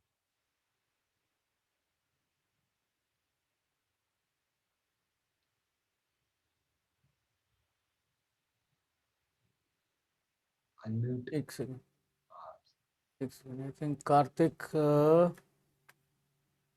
एक second, I think I have to search, just a moment. I think वो शायद यस है। यस। हम्म, तो मतलब जब घर पे होते हैं तो एक मैंने कोशिश की कि मैं एक अपना healthy state of mind maintain रखूं। तो काफी नेगेटिविटी या फिर अदरवाइज थॉट्स आते हैं लॉकडाउन में, क्योंकि इतनी अनसर्टेनिटी रहती है कि पेपर होगा भी नहीं होगा, होगा अगर नहीं हुआ तो क्या होगा, इतने साल प्रिपरेशन की उसका क्या होगा, ऐसे काफी थॉट्स आते हैं। कोशिश की मैंने कि एक हेल्दी स्टेट ऑफ माइंड रखूं। उसके लिए मैंने काफी मेथड यूज किए। मैं कोई फिजिकल एक्टिविटी में एंगेज रह सकते हो, जैसे मैं डेली बैडमिंटन खेलता था, थोड़ा टाइम निकाल लिया। थोड़ी मतलब फिजिकल एक्टिविटी, सुबह जल्दी, मतलब एक अच्छा शेड्यूल फॉलो करो, जल्दी सुबह उठो और जल्दी सोना, और एक फिक्स प्लान रखो और उसको स्टिक करने की कोशिश करो। मतलब इसमें टफ टफ होता है घर पे ऐसे इन टाइम से फोकस बनाए रखना, बट अगर उसी शेड्यूल पे स्टिक कर पा रहे हो अपनी विल पावर से, तो वो काफी बेनिफिशियल प्रूफ करेगा आगे। फाइन। और अच्छी बात बोली, कुछ ना कुछ फिजिकल एक्टिविटी आप लोगों को करते रहना चाहिए, और साथ में कुछ योगा, कुछ meditation with the help of your parents, with the guidance of them, ये भी जरूर करिए। ये आपको मेंटली भी स्ट्रांग बनाता है, टफ बनाता है। और इन सब के जो बेनिफिट्स हैं वो आपको डायरेक्टली नजर नहीं आते, they don't give the tangible benefits, but intangible इनके बहुत फायदे होते हैं। तो ये सब भी आपको करना चाहिए। टीचर्स भी आपको गाइड करते होंगे, और टीचर से बराबर टच भी रखिए। कुछ योगा, कुछ मेडिटेशन, या जो भी घर में आपके पेरेंट्स, आपके बड़े आपको सजेस्ट करें, वो जरूर करिए, करना जरूरी है। तनिष, इसी क्वेश्चन को अगर मैं आपसे ऐसे पूछूं, अभी क्या हो रहा है, इन बच्चों के जेईई मेन के 2 अटेम्प्ट हो चुके हैं, और वैसे तो 2 अटेम्प्ट और होना बाकी थे इनके, बट अब 2 होंगे, 1 होगा, कुछ भी नहीं पता है। तो आप क्या सजेस्ट करते हैं कि should they focus more on JEE advance at present, या उनको जेईई मेन को भी पैरेलल करते रहना चाहिए? जो स्पेशली उन लोगों ने जिन्होंने जेईई मेन में अच्छा कर लिया है, एंड देन हो कि अब वो एडवांस के लिए तो क्वालिफाई कर ही जाएंगे, क्या बोलते हैं आप? अगर जेई मेंस में अगर आपने अच्छा परफॉर्म किया भी है तो फिर मेनली फोकस ऑब्वियसली आपका एडवांस पे रहेगा, बट सिलेबस काफी ओवरलैपिंग है। तो फिर if even if you practice JEE mains type के क्वेश्चंस कम, लाइक सिंगल करेक्ट, अगर चाहे आप कम प्रैक्टिस करो and multiple correct, matrix match etcetera type के क्वेश्चन ज्यादा प्रैक्टिस करो, बट छोड़ना नहीं है सिंगल करेक्ट को, क्योंकि पैटर्न का नहीं पता, जेई एडवांस में भी सिंगल करेक्ट आ सकते हैं, आएंगे, आ सकते हैं। एंड अगर आपका मेंस अगर अच्छा नहीं गया है तो फिर कॉन्फिडेंस भी लो होता है कुछ लोगों का कि मेंस 2 अटेम्प्ट हो गए, दोनों में ही अच्छा नहीं गया। तो फिर जेई मेंस काफी अच्छा एग्जाम है for gaining confidence for advance, कि अगर आपने जेई मेंस में आपकी रैंक अच्छी आ गई तो फिर आपके पास कॉन्फिडेंस है कि यस मेरे को कॉन्सेप्ट आते हैं, मेरे पास मतलब लर्निंग है, अब मेरे को बस इसको एडवांस में ही अप्लाई करना है। सो कॉन्फिडेंस बूस्टर के लिए भी काफी अच्छा होता है। तो फिर वेटेज इज पर्सनल, बट दोनों को साथ में लेके चलना है। दोनों को साथ में लेके चलिए, क्योंकि बहुत सही बात है, ऑलमोस्ट सारा सिलेबस तो ओवरलैप करता ही है। और जेईई में चाहे इजी हो, आपको इजी लगता हो, पर वो प्रैक्टिस तो हमेशा आपके काम आएगी। वानी सर प्लीज। राइट सर, जैसे सर अभी तनिष ने बताया कि भाई आपके पास एक कॉन्फिडेंस बूस्टर होना चाहिए, तो मेरा क्वेश्चन उसी से कनेक्टेड है और ये प्रशांत से है, क्योंकि प्रशांत का जो है वो ऑल इंडिया रैंक 2 था केवीपीवाई के अंदर। तो प्रशांत, मैं एक चीज जानना चाहूंगा आपसे कि केवीपीवाई की जो एग्जाम आपने दी, आप जो केवीपीवाई स्कॉलर बने, तो इसने आपके कॉन्फिडेंस को आईआईटी एडवांस और मेंस के लिए कैसे बूस्ट किया? और दूसरा क्वेश्चन उसी के साथ एसोसिएटेड ये है कि क्या आपने कुछ अलग से प्रिपरेशन की, या जो प्रिपरेशन आप रूटीन में कर रहे थे उसी के साथ आपका काम चल गया केवीपीवाई के लिए? सर लाइक केपी एग्जाम काफ़ी कॉन्फिडेंस देता है और मुझे काफ़ी खुशी भी हुई थी जब मेरा रैंक आया था, और कॉन्फिडेंस काफ़ी बढ़ता है कि सिंगल डिजिट रैंक आया तो जेई एडवांस भी अच्छा ही जाएगा। और लाइक उसके लिए कुछ अलग से वैसे करना नहीं पड़ता, सारा सिलेबस लाइक जेई जो एडवांस के लिए होता है सेम सिलेबस होता है, बस लाइक क्वेश्चन सिंगल करेक्ट और उसकी डिफिकल्टी कम होती है। और लाइक केवीपीआई के लिए ऐसे था कि जैसे +1 में बात करें तो ऑर्गेनिक वगैरह जब नहीं करवाई थी तो उसकी एलएन ने एक्स्ट्रा क्लासेस लगवा दी थी कि हम नॉर्मल क्लास के साथ वो केवीपीआई क्लासेस हैं जिसमें जो जो टॉपिक्स नहीं करवाए उनको ब्रीफ में करवा दिए, क्योंकि केवीपीआई में इतना डीप नहीं पूछते। और बाकी मैंने अपने प्रीवियस पेपर्स को काफ़ी सीरियसली दिया था कि जैसे अपना रूम में बंद कर देता था कि 3 घंटे पेपर है तो बाहर लगा देता कि डू नॉट डिस्टर्ब, और अंदर अपना बैठ के पूरा टाइमर लगा के जैसे ओएमआर साथ रख के कि पूरा जैसे पेपर कर रहा हूँ तो साथ साथ भर रहा हूँ आंसर। और लाइक बिल्कुल ऐसे पेपर देना कि फाइनल पेपर ही दे रहे हो। तो जब फाइनल पेपर मैं दे रहा था तो मेरे को कोई फर्क लग ही नहीं रहा था, कि ऐसे ही लग रहा था जैसे मैं वही नॉर्मल पेपर दे रहा हूँ। तो अगर फाइनल डे कुछ डिफिकल्टीज भी आई तो भी आप उसको बड़े इजीली हैंडल कर लोगे, और सिलेबस तो लाइक सेम ही होता है। तो और अगर केपीए में लाइक अच्छा रैंक लाना काफ़ी आसान होता है, और अगर उसमें अच्छा रैंक आया तो आपके पास कॉन्फिडेंस काफ़ी बढ़ जाता है कि अगर इसमें अच्छा आ गया, और इसमें तो लाइक मेडिकल के बच्चे भी थे, तो अगर जेई एडवांस दूंगा तो उसमें तो मेरा डेफिनेटली बेटर होगा। ये बहुत सही से बताया। देखिए, वो बिल्कुल कैटलिस्ट प्रमोटर दोनों का काम कर जाता है, और ये बताता था हमें ऊपर हॉस्टल में कि मैं रहता हूँ तो वहाँ लिखा होता है बाहर डू नॉट डिस्टर्ब, ताकि मैं बिल्कुल वैसे ही काम कर रहा हूँ और मान के कि रियल टाइम एग्जाम हो रहा है। तो बच्चों में आपको यहाँ पर एक अपडेट भी जैसे बताया प्रशांत ने कि हमारा जो रूटीन होता है करिकुलम, उसमें जो 11 के लेफ्ट आउट पोर्शन लास्ट वाले होते हैं उनको अभी हम आपके साथ जुलाई एंड से अगस्त मिड से उनकी आपको एडिशनल क्लासेस देना शुरू कर देंगे, और 12 वालों का सिलेबस जब तक एग्जाम आता है टिल के तब तक खत्म हो चुका होता है। तो जरूर इसको अच्छे से अवेल करिएगा, इस चीज को आप बढ़िया प्रिपेयर कीजिएगा, ये बड़ा अच्छा बूस्टअप करेगा। कार्तिक, मेरा आपसे दूसरा क्वेश्चन ये इसी सिलसिले में ये है कि आपने एस्ट्रोनॉमी ओलंपियाड के लिए प्रिपरेशन की अलॉन्ग विद फिजिक्स केमिस्ट्री, और आपने उसका कैंप भी अटेंड किया, तो कुछ आपने एडिशनल प्रिपरेशन की, और उस कैंप ने क्या आपके जो जी का मेन आपका टारगेट था उसको कहीं पर कुछ किसी तरह से अफेक्ट किया? एस्ट्रोनॉमी के लिए स्टार्टिंग के स्टेजेस में तो मतलब जो जेई के लिए फिजिक्स और मैथमेटिक्स है वही रहती है। तो मतलब जितना हमने जेई के लिए प्रिपरेशन की थी एलन में वो काफी थी, मोर देन इनफ ही थी। थोड़ा सा एस्ट्रोनॉमी का पोर्शन होता है वो, बट सेल्फ इंटरेस्ट अगर होता है तो थोड़ा थोड़ा पढ़ लेना चाहिए, मतलब अगर इंटरेस्ट है तो पढ़ सकते हो। डेफिनेटली अगर ओसीएससी के लिए अगर जाओगे तो लगभग 20-25 दिन का टाइम गैप जाता है, और उसमें मतलब बैकलॉग अच्छा खासा इकट्ठा हो जाता है, और वो भी 12th के स्टार्टिंग स्टार्टिंग में ही। तो बट अगर कोई अच्छा प्लान बन रहा है कि मतलब कि मैं इन चैप्टर्स को ऐसे ऐसे कवर अप करूंगा, टीचर से एक बार डिस्कस करना जरूरी है ये कि मैं अगर यहाँ से इस टाइम से इस टाइम पे अगर मैं क्लासेस नहीं लगाऊंगा तो मैं कैसे कवर करूंगा। तो अगर वो अच्छे से प्लान्ड है तो उसको कवर किया जा सकता है, बट उसके लिए काफी प्लानिंग चाहिए। राइट, बिल्कुल ठीक बात है। बच्चों, आप कार्तिक की इस बात को अच्छे से समझ लीजिए कि अगर आपको लगता है कि आपको केवीपीवाई और अनपेड में जाना है तो this is something additional then JEE main advance, तो फिर आपके एफर्ट भी थोड़े से एक्स्ट्रा करने पड़ेंगे आपको, उनको जरूर आप फॉलो कीजिएगा सर। Yes, fine. अब आजकल चूंकि सब चीजें ऑनलाइन चल रही है, अभी पढ़ाई भी ऑनलाइन हो रही है, तो गैजेट्स आपके साथ हैं, हाई स्पीड इंटरनेट आपके पास में है। पहले तो शायद पेरेंट्स इतना हाई स्पीड इंटरनेट आपको देते थे नहीं देते थे, जरूरत भी नहीं पड़ती थी, हम भी मना करते थे एज ए टीचर कि स्मार्टफोन्स की जरूरत नहीं है, सिंपल सा फोन रखिए। मगर अभी तो नेसेसिटी भी है, जरूरत भी है। तो एज अ कॉमन स्टूडेंट अगर मैं आपसे पूछूं, how did you controlled yourself when you had a smartphone, tab, laptop and high speed internet? कैसे आपने आपको कंट्रोल करा कि आप ये social media, WhatsApp, Instagram, Facebook और बाकी जितनी भी चीजें हैं, शायद बहुत सारी चीजें तो हमको पता भी नहीं होंगी मुझे और मानी सर को, आप कैसे इन सब से बच के रहे और कैसे आपने सबको कंट्रोल करा? कार्तिक। जब ऑफलाइन मोड था पढ़ने का, तब तो मैं ऐसा करता था कि अगर कोई भी फोन, टैबलेट, लैपटॉप है, इसको तो बस अंडर लॉक एंड की अंदर रख दो। कोई भी डाउट है टीचर से पूछ लेंगे, खुद ट्रैक कर लेंगे, दोस्तों से डिस्कस कर लेंगे। इन चीजों का भी मतलब नहीं है, ये बिल्कुल डिस्ट्रैक्शन है अभी के लिए। तो जितना दूर रह जा सकता है इनसे रहना चाहिए। बट जब ऑनलाइन एक बार ही शुरू हो गया तो पता था कि ये नेसेसिटी है। व्हाट्सएप, टेलीग्राम पे ग्रुप्स हैं, कोई भी अगर असाइनमेंट है तो वो इन्हीं के थ्रू मिलेगी। तो मैं कोशिश करता था कि मैं लिमिटेड यूज ही रखूं। कोई भी मतलब ऐप टाइमर्स वगैरह जितना भी होता है, मतलब एक सेल्फ कंट्रोल भी होता है। मतलब उससे मतलब जितना जरूरत है उससे ज्यादा ना यूज करें, तो मतलब उस वो खुद के लिए बेटर है, इतना पता होना चाहिए। सेल्फ कंट्रोल बहुत जरूरी है। हम्म। Prashant, were you active on Facebook during your studies? No sir, ID तो बिल्कुल भी नहीं थी, फेसबुक, इंस्टाग्राम, लाइक कोई भी सोशल मीडिया, किसी भी सोशल मीडिया ऐप पे नहीं था आईडी। मतलब जेई के बाद ही बनाया।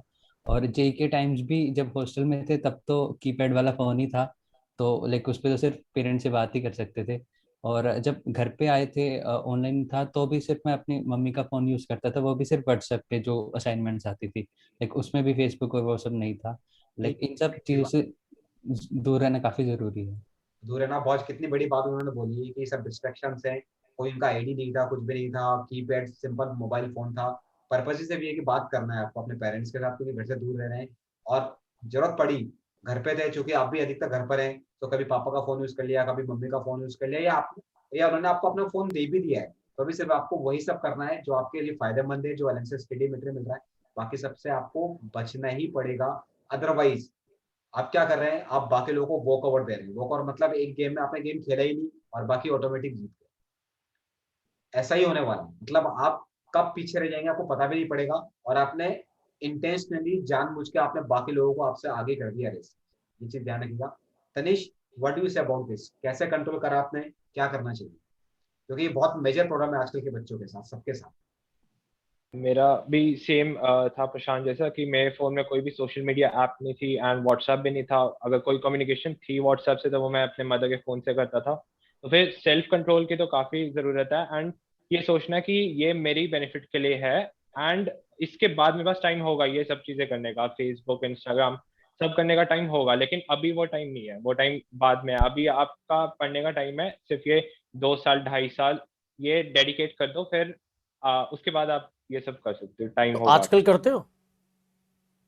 तो अब तो बना ही लिया। बिल्कुल करते हैं सर, नहीं करेंगे।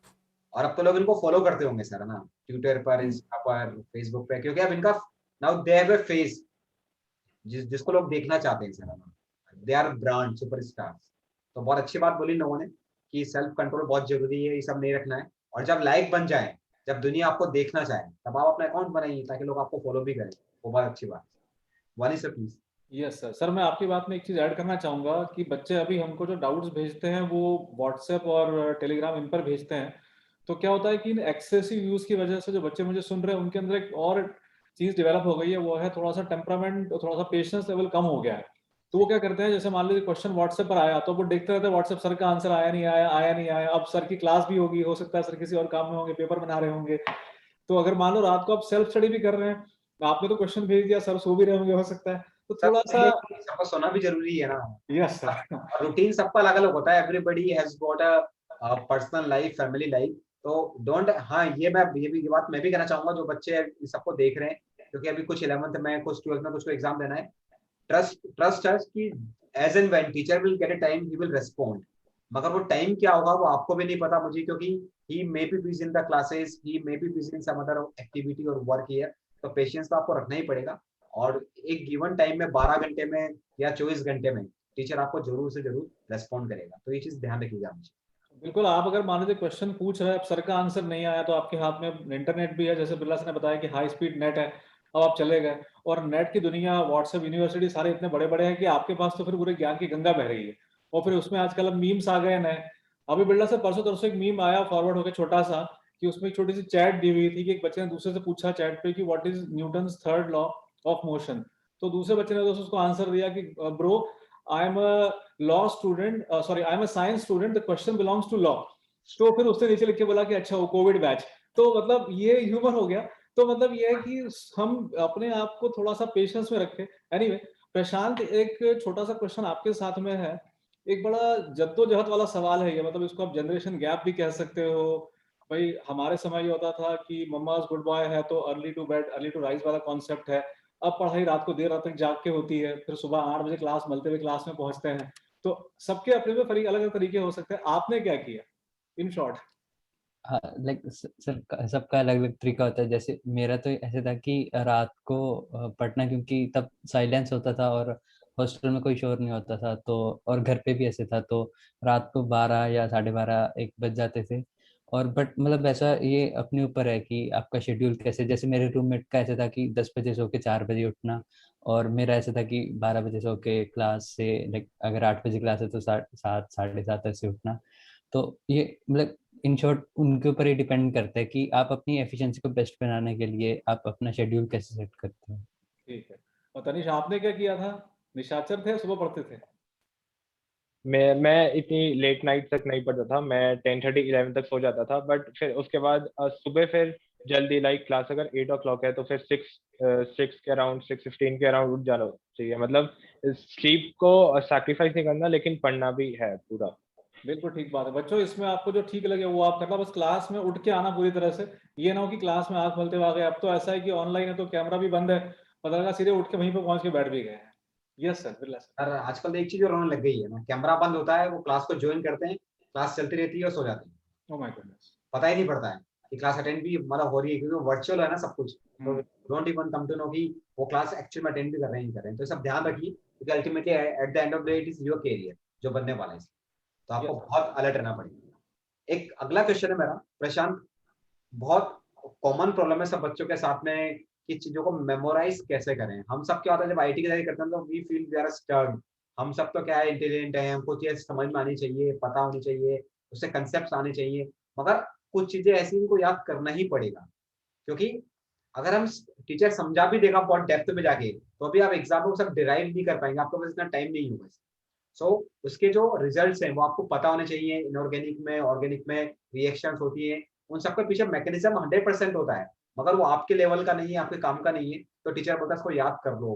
तो इन चीजों को कैसे आपने मेमोराइज करा, कैसे याद रखा, और कैसे लॉन्ग टर्म तक आप इसको मेंटेन कर पाए? सर लाइक जब कोई टीचर फर्स्ट टाइम कोई कॉन्सेप्ट पढ़ा रहे हैं तो मेरा फोकस होता था कि एक बार इसको अच्छे से समझ लूं। लाइक फिजिक्स में कोई कोई एक थ्योरी बताई तो इसकी क्या क्या एप्लीकेशन हो सकती है, तो एक बार अच्छे से समझ लिया उसे।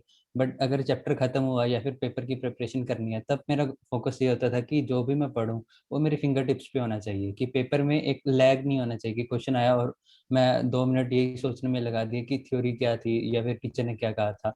वो अगर आपके टिप्स पे होगा तो आप अपनी लाइक क्वेश्चन आंसरिंग इतनी स्मूथन हो जाएगी। क्वेश्चन आया, आपने आपको याद है कि अच्छा ये ऐसे होता है, तो और इस फॉर्मूला लगाया, वैल्यूज पुट की, आंसर आया। तो उससे अगर आप एक स्मूथन तरीके से करोगे तो आपका कॉन्फिडेंस काफ़ी बढ़ जाएगा पेपर के टाइम भी। और याद रखने का जैसे केमिस्ट्री में काफ़ी होता है, मेनली इनऑर्गेनिक में अगर बात करें तो उसमें तो रेगुलर रिवीजन चाहिए ही, कि जैसे टीचर पढ़ा रहे हैं तो उसको जिस वीक चैप्टर पढ़ा रहे हैं तो जितना पढ़ाया उसको ज़रूर देखना, क्योंकि अगर याद नहीं है तो अगली क्लास में जाओगे फिर कुछ और पढ़ाएंगे तो वो एक लिंक नहीं बन पाएगा। और याद रखने के मैं लिख लिख के याद करता था, जैसे कोई भी चैप्टर है या फिर फिजिक्स का या मैथ्स का है तो एक ब्लैंक शीट ले ली और जितने भी मुझे फॉर्मूले याद है उसको एक बार नोट डाउन कर लिया, तो उससे याद करना आसान हो जाता है। ये बहुत इंपॉर्टेंट बात आपने कही कि लिख कर याद करना, this is the well proven method of doing things here. पर जनरली क्या होता है बच्चे, मैंने कहा ना, हम तो अपने आप को बहुत इंटेलिजेंट समझते हैं और समझते हैं आईटी की तैयारी कर रहे हैं, हवा में क्वेश्चन सोल्व करने की कोशिश करते हैं। इवन इनफैक्ट मैथमेटिक्स भी हम तो सोचते हैं हवा में कर लेंगे, ऐसा हो जाएगा, ये कर लेंगे, वो कर लेंगे, और जब करने लगते हैं तो फिर गलतियां होना चालू होती हैं, पता ही नहीं पड़ता है। सो कार्तिक, आपने कैसे करा ये सबको, कैसे याद रखा आपने? क्या बार बार रिवाइज करना जरूरी है? क्या कुछ चीजें रिजल्ट सो कॉल्ड क्रैम करना रखना जरूरी है? काफी रिजल्ट्स ऐसे होते हैं जो बिल्कुल मेमोरी में होने चाहिए, बिल्कुल रोट लर्निंग वाले होते हैं। तो उसके लिए मैं तो ऐसे करता था, उनको एक बार ही लिख लेता था, काफी बार ही लिखता था एक ही चीज को, और उसको बार बार रेपिटेशन करता था। तो इतनी बारी नोट्स देख लिए थे, इतनी बारी उनके थ्रू गो थ्रू हो गया था कि मतलब अगर एग्जाम में उसके रिलेटेड कोई क्वेश्चन आया तो मतलब वो पेज की फोटो आ जाती थी कि यहाँ पे मैंने ये पढ़ा था। और इसको मतलब पूरा रिकलेक्ट कर पाओ कि इस चैप्टर में यहाँ पे मैंने ये पढ़ा था, और मतलब वो फिर ऐसे रेपिटेशंस और लिख लिख के याद होता है, मतलब ऑर्गेनिक स्पेशली केमिस्ट्री में। लिख लिख कर याद करना ही पड़ता है और करना ही चाहिए। तनिष, आपका क्या सजेशन है इन बच्चों को? मैं भी यही कहूंगा कि जैसे मैथ्स और फिजिक्स के फॉर्मूलाज होते हैं, तो फिर वो एक पेज पे रिलेटेड फॉर्मूलाज, एक चैप्टर के 2 रिलेटेड चैप्टर्स के फॉर्मूलाज लिख लिए एक बार, एंड फिर जब आपको लगे कि कभी कभी बीच बीच में फिर वो पेज उठा के देख लिया, रिवीजन कर ली। एंड केमिस्ट्री के लिए भी सेम, जो कुछ काफी इंपॉर्टेंट रिएक्शंस होती हैं जो कि बिल्कुल डायरेक्ट आने के भी चांसेस होते हैं काफी, तो फिर वो उनके भी लिख लिए एक बार, एक वाइट ब्लैंक पेपर लिया एंड उस पर लिख लिए इंपॉर्टेंट रिएक्शन, एंड बीच बीच में फिर वो पेपर उठा के रिवाइज करते रहो, पढ़ते रहो, तो फिर उससे आपकी मेमोरी में रहेगा और आपको फिर वो क्वेश्चन करने में टाइम नहीं लगेगा फाइनल मोमेंट एग्जाम पे। बस टाइम भी मैटर करता है, एग्जाम एक्यूरेसी भी मैटर करती है, टाइम भी मैटर करता है। तो अगर आपकी मेमोरी में है, फटाफट से क्लिक करेगा, आप उसको जल्दी कर पाएंगे। That is very important. Birla sir, एक सवाल मेरा है आपसे कि मेरे पास एक बच्चा आया और मुझे कहता है सर मैं कहता कोरोना दोबारा हो जाए। मैंने कहा भाई ऐसा क्यों कह रहा है? कहते जब कोरोना पीक में था तो मेरे घर में सब कुछ शांत था, ना घर से कोई बाहर गया ना बाहर से कोई घर आया।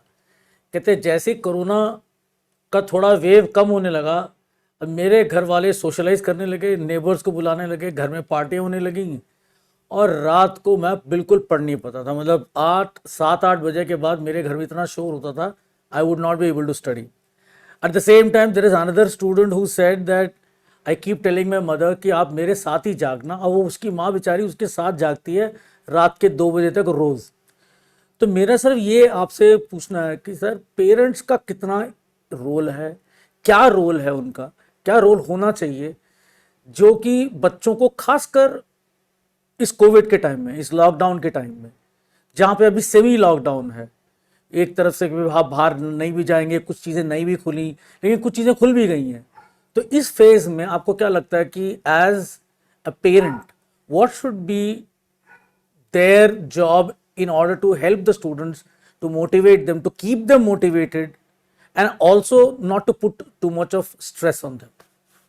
सर बहुत रेलेवेंट क्वेश्चन आपने पूछा है, क्योंकि बहुत जगह ऐसा हो रहा है।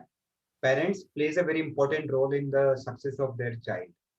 और हम तो एलन पे बोलते हैं कि अल्टीमेटली ये जो सक्सेस जर्नी है, दिस इज द ट्राइंगल, एक ट्राइंगल है। इस ट्राइंगल का एक वर्टेक्स जो टॉप पर है, सबसे इंपॉर्टेंट, वो है स्टूडेंट, जिसको अल्टीमेटली सब कुछ करना है।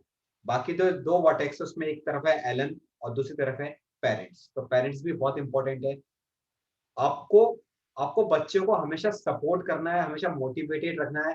मैंने बहुत सारे पेरेंट्स को, मदर्स को देखा है कि बच्चा अगर रात को लेट तक पढ़ रहा है तो वो लेट तक उसके साथ जगा रहे हैं, ताकि वो आलसी फील नहीं करे, लेजी फील नहीं करे। उसके लिए चाय, दूध या जो भी उसको चाहिए वो देते रहें। और जब बच्चे सुबह क्लास में जाते हैं तब मदर उस समय सो जाती है, अपने बाकी काम करती है। सो दिस इज समथिंग हमको अपने आप को सिंक्रोनाइज करना पड़ेगा, सिंक करना पड़ेगा अपने बच्चों के शेड्यूल के हिसाब से, ताकि उनको कोई डिस्टर्बेंस बिल्कुल भी क्रिएट नहीं हो। हम उनको हमेशा मोटिवेटेड रखें, उनको अच्छे से अच्छा एनवायरनमेंट प्रोवाइड करें और उनको हेल्थी फूड भी प्रोवाइड करें। ये भी हमारी बहुत बड़ी रिस्पॉन्सिबिलिटी है। एटलीस्ट आज के एरा में तो हम समझ पा रहे हैं कि इस पैंडेमिक में हेल्थी रहना, ठीक रहना कितना जरूरी है। तो चूंकि अधिकतर बच्चे घर पे रह रहे हैं, तो मैं बच्चों से भी रिक्वेस्ट करूंगा कि जंक फूड, फास्ट फूड, ये सब खाना बंद कर दीजिए कुछ समय के लिए। एक तपस्या है, एक त्याग है जो आपको करना पड़ेगा और आपके पेरेंट्स को भी करना पड़ेगा। पेरेंट्स क्या सोचते हैं कि हमने बच्चों को एलन पे एडमिशन करा दिया, बच्चा जाने और एलन जाने, मेरा जॉब तो खत्म हो गया, मैं तो उसको अच्छी से अच्छी जगह पे एडमिशन कर दिया। नहीं, आपका जॉब कभी भी खत्म नहीं हो रहा। आप उसके लिए पहले भी बहुत इंपॉर्टेंट थे और आज भी बहुत इंपॉर्टेंट है। आप जो भी कुछ करते हैं उसका डायरेक्ट इनडायरेक्ट इम्पैक्ट बच्चों पर पड़ता ही पड़ता है। सो आपका शेड्यूल, आपका सिस्टम ऐसा होना चाहिए जो बच्चों को हमेशा अच्छा एनवायरनमेंट प्रोवाइड करे पढ़ाई करने के लिए, उनको मोटिवेट करें और आप उनको हेल्दी रखें, उनको फिट रखें, अच्छे से अच्छा खाना प्रोवाइड करें। बच्चों को भी कहना चाहूंगा कि पापा मम्मी कोई अच्छी चीज खाने के लिए दे रहे हैं, वो चाहे टेस्ट के हिसाब से आपको सूट नहीं कर रही हो, मगर वो लेना जरूरी है, क्योंकि हेल्दी रहेंगे तो हम लंबे समय तक काम कर पाएंगे, लंबे समय तक पढ़ाई कर पाएंगे। और पेरेंट्स से एक रिक्वेस्ट और करना चाहूंगा कि don't ever compare your ward with anybody else. कभी भी अपने बच्चे को किसी और से कंपेयर मत करिए, ये गलती कभी भी मत करिएगा। हम कभी कभी मजाक में भी या टॉन्टिंग में भी कहते हैं, देखो उसका बेटा ऐसा कर रहा है, उसकी बेटी ऐसे कर रही है, उसने ये कर लिया, उसने वो कर लिया। वो सब ठीक है, मगर हमारे लिए every child is very important and very unique. हमें सिर्फ उसको मोटिवेटेड रखना है, उसकी कमियों को दूर करने की कोशिश करनी है, और उसको हम जितना अच्छा एनवायरनमेंट प्रोवाइड कर सके वो प्रोवाइड करना चाहिए। कंपैरिजन कभी भी नहीं करना चाहिए, और आपके शेड्यूल तो ऐसे होने चाहिए कि बच्चे की पढ़ाई चलती रहे, उसको कहीं भी डिस्टर्बेंस प्रोवाइड नहीं हो। ओके वानी सर आपका अगला क्वेश्चन बच्चों के लिए। से इस तरीके से है कि जो बच्चे अपना रिजल्ट अल्टीमेटली देते हैं वो तो बेस्ड ऑन एग्जाम ही होता है फाइनली। अब जैसे बात करें हम छोटी सी यूसैन बोल्ट की, तो वो 4 साल जब लगातार प्रैक्टिस करते हैं ओलंपिक में पहुंचने के पहले, तो उनका पूरा टारगेट ये होता है कि मेरी जो 100 मीटर की स्प्रिंट है वो लगभग 10 सेकंड के अंदर अंदर पूरी होनी चाहिए, तभी मैं कर पाऊंगा, यानी आपकी फाइनल टेस्टिंग। तो इसको एलन समझता है, इसीलिए हम लोग यहाँ पर आपका हर 3rd वीक पे मेंस का टेस्ट और 5th वीक पे एडवांस का टेस्ट लेते हैं। तो मेरा आप तीनों बच्चों से एक एक क्वेश्चन है बहुत ही पर्टिनेंट रिगार्डिंग दी टेस्टिंग। प्रशांत, मैं जानना चाहूंगा आपसे कि जो आपके इंटरनल टेस्ट जितने एलन पे हुए, तो उन टेस्ट के स्कोर ने आपको आईआईटी की सक्सेस लिए कितना अंदर से बूस्ट किया? एक टेस्ट मैंने काफ़ी सीरियसली दिए थे, मैंने एक भी टेस्ट छोड़ा नहीं है। और जैसे जेई एडवांस, जेई मेंस, वो वैसी पैटर्न पे आते हैं जैसे फाइनल एग्जाम होता है। लाइक अलग अलग पैटर्न पे हो सकते हैं, किसी में होगा कि पार्शियल मार्क नहीं होगा, किसी में होगा कि सिंगल ग्रेड नहीं होंगे। तो आपको एक फ्लेवर मिल जाएगा कि अलग अलग पैटर्न जो भी आ सकते हैं, और उसको पेपर कंडीशन की तरीके से ही देना कि जैसे बिल्कुल सीरियसली ऐसे मानना कि जेई एडवांस का पेपर है। बट उसके बाद जो भी मार्क्स आएंगे उसको लाइक एनालिसिस करना कैसे गलती हुई, तो ये तो लाइक कॉमन प्रोसीजर है। और लाइक 2 साल बाद जब फुल सिलेबस टेस्ट होते हैं तो आपको एक काफ़ी आइडिया लग जाता है कि जेई का जो लेवल है वो इससे कम ही आएगा। एक एलएन के जो पेपर होते हैं उसमें भी जेई जैसा भी आ सकता है उससे थोड़ा टफ ही रखते हैं। तो अगर आप उसको अच्छे से कर रहे हो तो आप लाइक इतना ग्रांटेड ले सकते हो कि आपका जेई अच्छा ही जाएगा।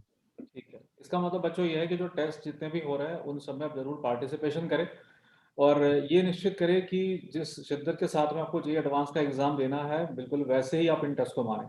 तनिष, आपने जो हमारे इंटरनल टेस्ट थे उनको कभी स्किप किया या उनको बहुत सीरियसली लिया?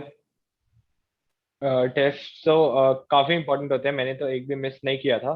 बिकॉज टेस्टिंग से आपको एक तो एग्जाम वाली इन्वायरमेंट मिलती है, जो फाइनल डे पे आपको मिलेगी वैसे इन्वायरमेंट कि एकदम बिल्कुल क्वाइट रूम में सब अपना अपना एग्जाम कर रहे हैं इंडिविजुअली।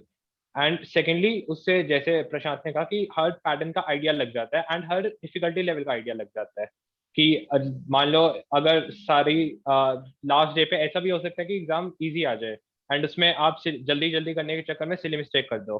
तो फिर हर एलन के जो इंटरनल टेस्ट होते हैं उसमें हर टाइप के पेपर आते हैं, लाइक कोई मीडियम, कोई इजी, कोई टफ। तो फिर आपको हर टाइप के पेपर का आइडिया लग जाता है एंड फाइनल डे पे फिर आपको उससे काफी बेनिफिट मिलता है। तो फिर मैंने तो सारे टेस्ट सीरियसली लिए थे काफी। बिल्कुल ठीक बात है। तो आपको बच्चों टेस्टिंग को लेना सीरियसली है। कार्तिक, आपसे बस इसमें इस सेक्शन का लास्ट सवाल आपसे ये है कि जैसे आपने जो इंटरनल टेस्ट में रिजल्ट लाया, आपका फाइनल रिजल्ट उसके आसपास कहाँ रहा? ऑलमोस्ट जो इंटरनल टेस्ट में पिक्चर रहती थी काफी हद तक सेम पिक्चर ही थी फाइनल एग्जाम तक। इतना था कि मतलब इतनी सिमिलैरिटी मिलेगी कि यहाँ के एग्जाम्स और वहाँ में, कि जब मैं एक्चुअली जेईई एडवांस दे रहा था तो मुझे ऐसा लग रहा था मैं कोई एलन का इंटरनल टेस्ट ही दे रहा हूँ, इतनी सिमिलैरिटी। That's great. बच्चों देखो, कार्तिक ने बड़ी इंपॉर्टेंट लाइन बोली है, जो लोग यहाँ सुन रहे हैं उनको ध्यान रखना है कि जितने भी टेस्ट हमारे यहाँ हो रहे हैं, बेशक वो ऑनलाइन मोड पे हो रहा है, घर में आप ही हो, कोई और देख नहीं रहा है आपको, अनफेयर मीन्स को यूज करने का पूरा चांस है, बट स्टिल आपको अपने आप से ऑनेस्ट रहना है, क्योंकि एंड ऑफ द डे जो यहाँ कुछ आप कर रहे हो वो धीरे धीरे वहां पर रिफ्लेक्ट होने के चांसेस बनने लगे।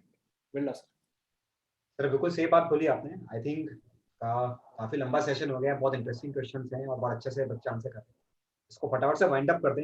एक मेरी तरफ से आखिरी क्वेश्चन बच्चों के लिए है, क्योंकि आपने ऑफलाइन भी पढ़ाई करी, फिर आपने ऑनलाइन भी पढ़ाई करी, आपको दोनों मोड्स का अच्छे से पता है।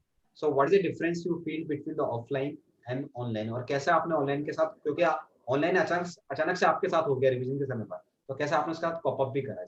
कार्तिक। ये तो है कि ऑफलाइन जो प्रिपरेशन है वो अनपैरेलल्ड है, कि जो स्टूडेंट टीचर इंटरेक्शन होती है ऑफलाइन में फेस टू फेस क्लासरूम में, तो वो तो अनपैरेलल्ड है कि, बट स्टिल जो भी अभी है हमारे पास the best we got is this online system. तो उसमें मतलब थोड़े फ्लॉज हैं, थोड़े लूप होल्स हैं, बट उसमें भी if we can make the best out of it, तो that's what we should aim for. बिल्कुल सही बोला कि ऑफलाइन का कोई मुकाबला ही नहीं है ना। That is unparalleled. बट अब जो चीजें सबके साथ हो रही हैं वही हमारे साथ भी हो रही है, तो इन गिवन सेम कंडीशंस हम कितना बेटर कर सकते हैं हमको वो देखना पड़ेगा। वी कैन नॉट कंप्लेन कि ऑफलाइन नहीं चल रहा है इसलिए मैं अच्छा नहीं पढ़ पा रहा हूँ, मैं अच्छा परफॉर्म नहीं कर पा रहा हूँ, मुझे मजा नहीं आ रहा। हम सब जानते हैं कि ऑफलाइन का मजा अलग है, बट अब वो मजा भी किसी के साथ भी नहीं है। टीचर को पढ़ाने में वो मजा आ रहा है और ना आपको वो पढ़ने में मजा आ रहा है, तो इन अ सेम गिवन कंडीशंस तो हम अगर बाकी कर सकते हैं तो हमें भी करना ही पड़ेगा और करना ही चाहिए। तनिष, व्हाट डू यू से? या राइट कि ऑफलाइन का ऑब्वियसली एक्सपीरियंस बेटर होता है, ऑफलाइन में जो इंटरेक्शन होती है एज वेल एज जो फ्रेंड्स के साथ आपकी डिस्कशन होती है, लाइक ये क्वेश्चन कैसे होगा, वो थोड़ी ऑनलाइन में कम होगी डेफिनेटली, एंड जो क्लास का एक्सपीरियंस होगा वो भी कम होगा। बट हमें जो अवेलेबल मीन्स हैं उसका बेस्ट यूटिलाइजेशन करनी है। सबके पास वही सेम वो मीन्स हैं, एंड सबके साथ यही हो रहा है कि कोई ऐसा तो नहीं है कि कोई कुछ लोग जा रहे हैं इंस्टीट्यूट एंड कुछ ऑनलाइन कर रहे हैं, सभी ऑनलाइन पे हैं। तो फिर हमें इसका बेस्ट यूटिलाइजेशन करके लाइक टीचर्स के साथ कांटेक्ट में रहना है, चाहे ऑनलाइन भी चल रहा है। लाइक कुछ लोग कट ऑफ हो जाते हैं टीचर से ऑनलाइन मोड में, तो फिर वो नहीं होना चाहिए, एंड क्लासेस भी रेगुलरली अटेंड करनी है। ये नहीं कि ऑनलाइन है तो फिर लाइटली ले रहे हैं। तो फिर जो अवेलेबल है उसकी बेस्ट यूटिलाइजेशन करेंगे तो फिर we can reach that level जो कि ऑफलाइन में पॉसिबल होता है। ओके प्रशांत, तुम क्या बोलते हो? या सर मेरा भी ऑलमोस्ट सेम ही है कि सिचुएशन तो सबके साथ सेम ही है। ऐसा नहीं है कि कुछ लोगों को ज़्यादा एडवांटेज है या सिर्फ हमारे साथ ऐसा हो रहा है। तो rather than blaming the situation, हमें इस सिचुएशन में अपने प्रिपरेशन को बेस्ट कैसे कर सकते हैं उस पर ध्यान देना चाहिए। लाइक ऑनलाइन में सबसे मेन होता है कि लेजीनेस को दूर रखना। तो आप अपना बेसिक शेड्यूल अच्छा बनाओ, आप अच्छे से पढ़ो, और ऐसे नहीं कि बेड पे लेट के पढ़ रहे हैं या फिर क्लासेस लगा रहे हैं और सो रहे हैं, ऐसा नहीं। उसको पूरा सीरियसली लेना है कि चाहे कोई देख भी नहीं रहा, जैसे टीचर्स नहीं है या फिर पेरेंट्स भी आपको कुछ कह नहीं रहे, बट आपकी रिस्पॉन्सिबिलिटी है आपका सिलेक्शन होना। तो वो आपको समझना होगा कि अगर मुझे अच्छा रैंक लाना है तो अब मैं जो करूँगा उसका काफ़ी इफेक्ट पड़ेगा। बहुत बढ़िया बात आपने बोली है। मैं भी इसमें एक चीज ऐड ऑन करना चाहूंगा, क्योंकि हम सब अधिकतर घर पे बैठ के क्लास कर रहे हैं तो कहीं ना कहीं हम लेजी हो जाते हैं, थोड़ा सा इनसिंसियरिटी हमारे अंदर आ जाती है, वो नहीं आनी चाहिए। और ऑनलाइन में क्या हो रहा है कि टीचर ने लाइव क्लास ली और फिर बाद में आपके साथ रिकॉर्डिंग भी शेयर कर दी जाती है। रिकॉर्डिंग शेयर करने का पर्पज ये होता है कि किसी भी टेक्निकल कारण से अगर आपका कुछ लेक्चर छूट गया है, कुछ बात छूट गई है, तो आप वो दोबारा देख लें। बट आजकल एक ट्रेंड सा हो गया है कि हम क्लासेस को सीरियसली लेते ही नहीं, क्योंकि हमें पता है कि बाद में रिकॉर्डिंग मिल ही जाएगी इसलिए। बट उससे इतना टाइम खराब होगा आपका, इतना टाइम खराब होगा और अल्टीमेटली आपकी परफॉर्मेंस बहुत डाउन हो जाएगी। तो take every class very seriously, बिल्कुल अलर्ट होकर पढ़ाई करिए। सोचिए कि ये क्लास मुझे बस अभी करनी है, दोबारा देखने की जरूरत नहीं पड़नी चाहिए। दोबारा तो कल तब देखना पड़ेगा जब कोई टेक्निकल इशू आपके साथ आ जाए। तो इन चीजों का ध्यान रखिए। कंटिन्यूटी बहुत जरूरी है और अलर्टनेस बहुत जरूरी है। वानी सर। Yes sir. बच्चों, एक छोटा सा क्वेश्चन है सबकी तरफ से पूछ रहा हूँ मैं आपसे। अक्सर बच्चे परेशान रहते हैं कि भैया क्लासेस हमारी पूरी ऑनलाइन मोड पर, घर से बाहर निकल नहीं सकते, लेकिन वो कहते हैं ना कि स्वस्थ शरीर तो स्वस्थ मन रहेगा। तो आप मुझे बताएं ब्रीफ में कि आपने अपनी फिजिकल और मेंटल दोनों फिटनेस के लिए क्या किया जब आप लोग लास्ट ईयर इस फेज में थे। प्रशांत। हाँ सर, लाइक फिजिकल एक्टिविटी तो ज़रूरी है, क्योंकि ऑनलाइन में हम सारा टाइम स्क्रीन के आगे तो नहीं बैठ सकते और वो हेल्थ के लिए भी अच्छा नहीं है। तो लाइक मैंने साइकिल लिया था स्पेशली कि मैं हर रोज़ साइकिलिंग पे जाया करूँगा। तो लाइक हफ्ते में 4 या 5 दिन मैं 5 किलोमीटर चला लिया ऐसे। तो उसमें उससे क्या होता था कि जब साइकिलिंग पे जा रहा था तो मैं स्टडी के बारे में बिल्कुल नहीं सोचता था, कि सिर्फ जा रहे हैं और जैसे हवा चल रही है, और उससे फिजिकल एक्टिविटी भी हो जाती थी और उससे अपना माइंड भी रिलैक्स हो जाता था। तो लाइक उसका एक काफ़ी पॉजिटिव इफेक्ट पड़ता है अपनी स्टडीज़ पे। बिल्कुल ठीक बात है। इसमें बिरला सर, बच्चों का बड़ा इंटरेस्टिंग क्वेश्चन एक आया है कि सर हम जब एग्जाम दे रहे होते तो गाने बजते रहते हैं दिमाग में और कुछ कुछ और थॉट आ रहे होते हैं, लेकिन प्रशांत ने बड़ी अच्छी लाइन बोली कि जब साइकिल चला रहे हैं तो पढ़ाई के बारे में नहीं सोच रहा, साइकिल को एंजॉय कर रहा है। बहुत जरूरी है सर। आप जिस समय जो काम करना है उसको ढंग से एंजॉय करो, उसमें पूरा इन्वॉल्व हो जाओ। जब पढ़ाई करनी है तो पूरे मन के साथ पढ़ाई करिए। कुछ और एक्टिविटी कर रहे हैं उस समय तो फिर उस पर ध्यान लगाइए। बिल्कुल, इससे आपका डिस्ट्रैक्शन भी कम से कम हो जाएगा। कार्तिक, आपने क्या फिजिकल एक्टिविटी की? मैं डेली सुबह मेडिटेशन या फिर योगा करता था, और शाम को 1 घंटे के आसपास बैडमिंटन खेल रहा था फ्रेशन अप होने के लिए। सफिशिएंट है बच्चों। देखो ये बता रहे हैं आपको पसीना आना जरूरी है। तनिष। मैंने भी एक रूटीन बनाया हुआ था कि हर इवनिंग को टाइम निकाल के वॉक के लिए जाता था मैं, तो उसे बहुत माइंड भी रिलैक्स हो जाता था एंड फिजिकल एक्टिविटी भी हो जाती थी पूरी, तो काफी इंपॉर्टेंट है देखो physical देखो activity। बेटा, ये डिपेंड करता है आप पर कि कैसे रिफ्रेश करते हैं। एक ने कहा वो साइकिल चलाता था, एक ने कहा वो बैडमिंटन खेलता था, एक ने कहा वो वॉक करता था। ठीक है, सबके तरीके अलग अलग हो सकते हैं, एंड ऑफ द पर्पस एक ही है। कल्याण सर। फिर मेरा एक आखिरी सवाल है, और वो ये है जो मेरे बच्चों के खुद के आते हैं, और जब मैंने एक सेमिनार लिया था उसमें ऑलमोस्ट 99% बच्चे एक ही सवाल पूछते थे कि सर मैं बुक खोलता हूँ तो मुझे नींद आती है, मैं केमिस्ट्री पढ़ने लगता हूँ तो मुझे फिजिक्स की याद आती है, और आई हेट मैथमेटिक्स, लेकिन मतलब मैथमेटिक्स खोलते ही मेरे को जो है मन करता भाग जाओ यहाँ से। और फिर जब भी मैथ खोलता हूँ तो मुझे घर के सारे आवाज़ें सुनाई देती हैं। जब मैं अपना फेवरेट सब्जेक्ट पढ़ रहा होता हूँ तब सब कुछ ठीक ठाक होता है, बट मेरे को जो वो सब्जेक्ट पढ़ना होता है जो मुझे पसंद नहीं है, तो मुझे घर के सारे आवाज़ सुना देती हैं, टीवी सुनाई देता है, यहाँ तक कि जो नेबर हैं उनकी टीवी की भी आवाज़ आती है मेरे को। तो द फैक्ट इज, मैं ये पूछना चाहता हूँ आप तीनों से कि क्या आप लोगों को कभी डिस्ट्रैक्शन हुआ पढ़ते समय? आप लोगों का भी एक सब्जेक्ट रहा होगा फेवरेट, और आप लोगों का भी रहा होगा एक least favourite. So how did you manage this least favourite with favourite? How did you manage distraction if you had any? कभी डिस्ट्रैक्शन हुआ था तो फिर किया क्या था? तो Tanish, let's start with you. So subjects सबके फेवरेट एंड लीस्ट फेवरेट होते हैं, बट हमें बस ये सोचना है कि एंड डे पे जो एग्जाम आएगा उसमें वो नहीं है कि फेवरेट सिलेक्ट करने के एक्स्ट्रा मार्क्स मिल जाएंगे आपको, लीस्ट फेवरेट करने के एक्स्ट्रा मिलेंगे, ऐसा नहीं, सबकी वेटेज इक्वल है। तो फिर आपको सबको इक्वल टाइम देना है। लाइक अगर आपको स्टार्टिंग में प्रॉब्लम आ सकती है कि लाइक मेरे को तो केमिस्ट्री बहुत बोरिंग लगती है, ये सब जो थ्योरी है ये तो मेरे से पढ़ी नहीं जाती, बट आपको लाइक 2 दिन 3 दिन 4 दिन 1 वीक आपको खुद को कंट्रोल करके फोर्स करना है खुद को पढ़ने के लिए, एंड फिर धीरे धीरे आपकी हैबिट पड़ जाएगी और आपको फिर वो नहीं लगेगा कि केमिस्ट्री बोरिंग है, आपको लगेगा कि यस ये इंटरेस्टिंग चीज है, ये चीज मैंने आज नहीं पढ़ी है, इसको अब याद रखना है। एंड जो सो हाँ डिस्ट्रैक्शंस हैं, तो ट्राई करना है कि थोड़े क्वाइट इन्वायरमेंट का ट्राई करना है, आसपास क्वाइट इन्वायरमेंट हो। अगर नहीं भी पॉसिबल है तो फिर फोकस अपना अगर बुक पे रहेगा, आपका अगर इंटरेस्ट रहेगा स्टडीज में, तो फिर आपको आसपास की आवाजें नहीं सुनेगी, एंड वो इंटरेस्ट डेवलप करने में थोड़ा टाइम तो लगेगा। ऐसे नहीं है कि आप आज ही डिसाइड करोगे कि भाई आज तो फोकस बस बुक पे ही करना है एंड फिर आपको बस और कुछ नहीं सुनेगा, वो टाइम लगेगा डेवलप करने में, लेकिन आपको खुद को फोर्स करना है बेसिकली करने के लिए। कार्तिक। मेरे साथ ऐसा होता था कि अगर मैंने कभी कभी स्टार्टिंग में कोई बुक खोली तो मेरे को नींद आ रही है, वो इसलिए होता था कि अगर मैं बेड पे बैठा हूँ और मैंने कोई बुक खोली तो मेरे को बहुत तेज नींद आती थी। तो इसके लिए मैंने एक पॉइंट बना लिया कि अगर पढ़ना है तो टेबल पे पढ़ना है, बेड पे बैठ के कभी नहीं पढ़ना, वरना थोड़ी थोड़ी देर बाद पोस्चर होता है वो ऐसे ऐसे होता जाएगा, ऐसे ऐसे होता जाता है। फिर सोचोगे कि चलो आंखें बंद करके सोचता हूँ, आंखें बंद करके सोचता हूँ, और वो फिर उसके बाद ही उठोगे पता नहीं कब। तो फिर एक मैं पॉइंट रखता था कि मैं टेबल पे बैठ के पढूं, चाहे जैसा मर्जी इन्वायरमेंट है, चाहे बहुत ठंड है बहुत गर्मी है, जैसा भी है टेबल पे बैठ के पढ़ो।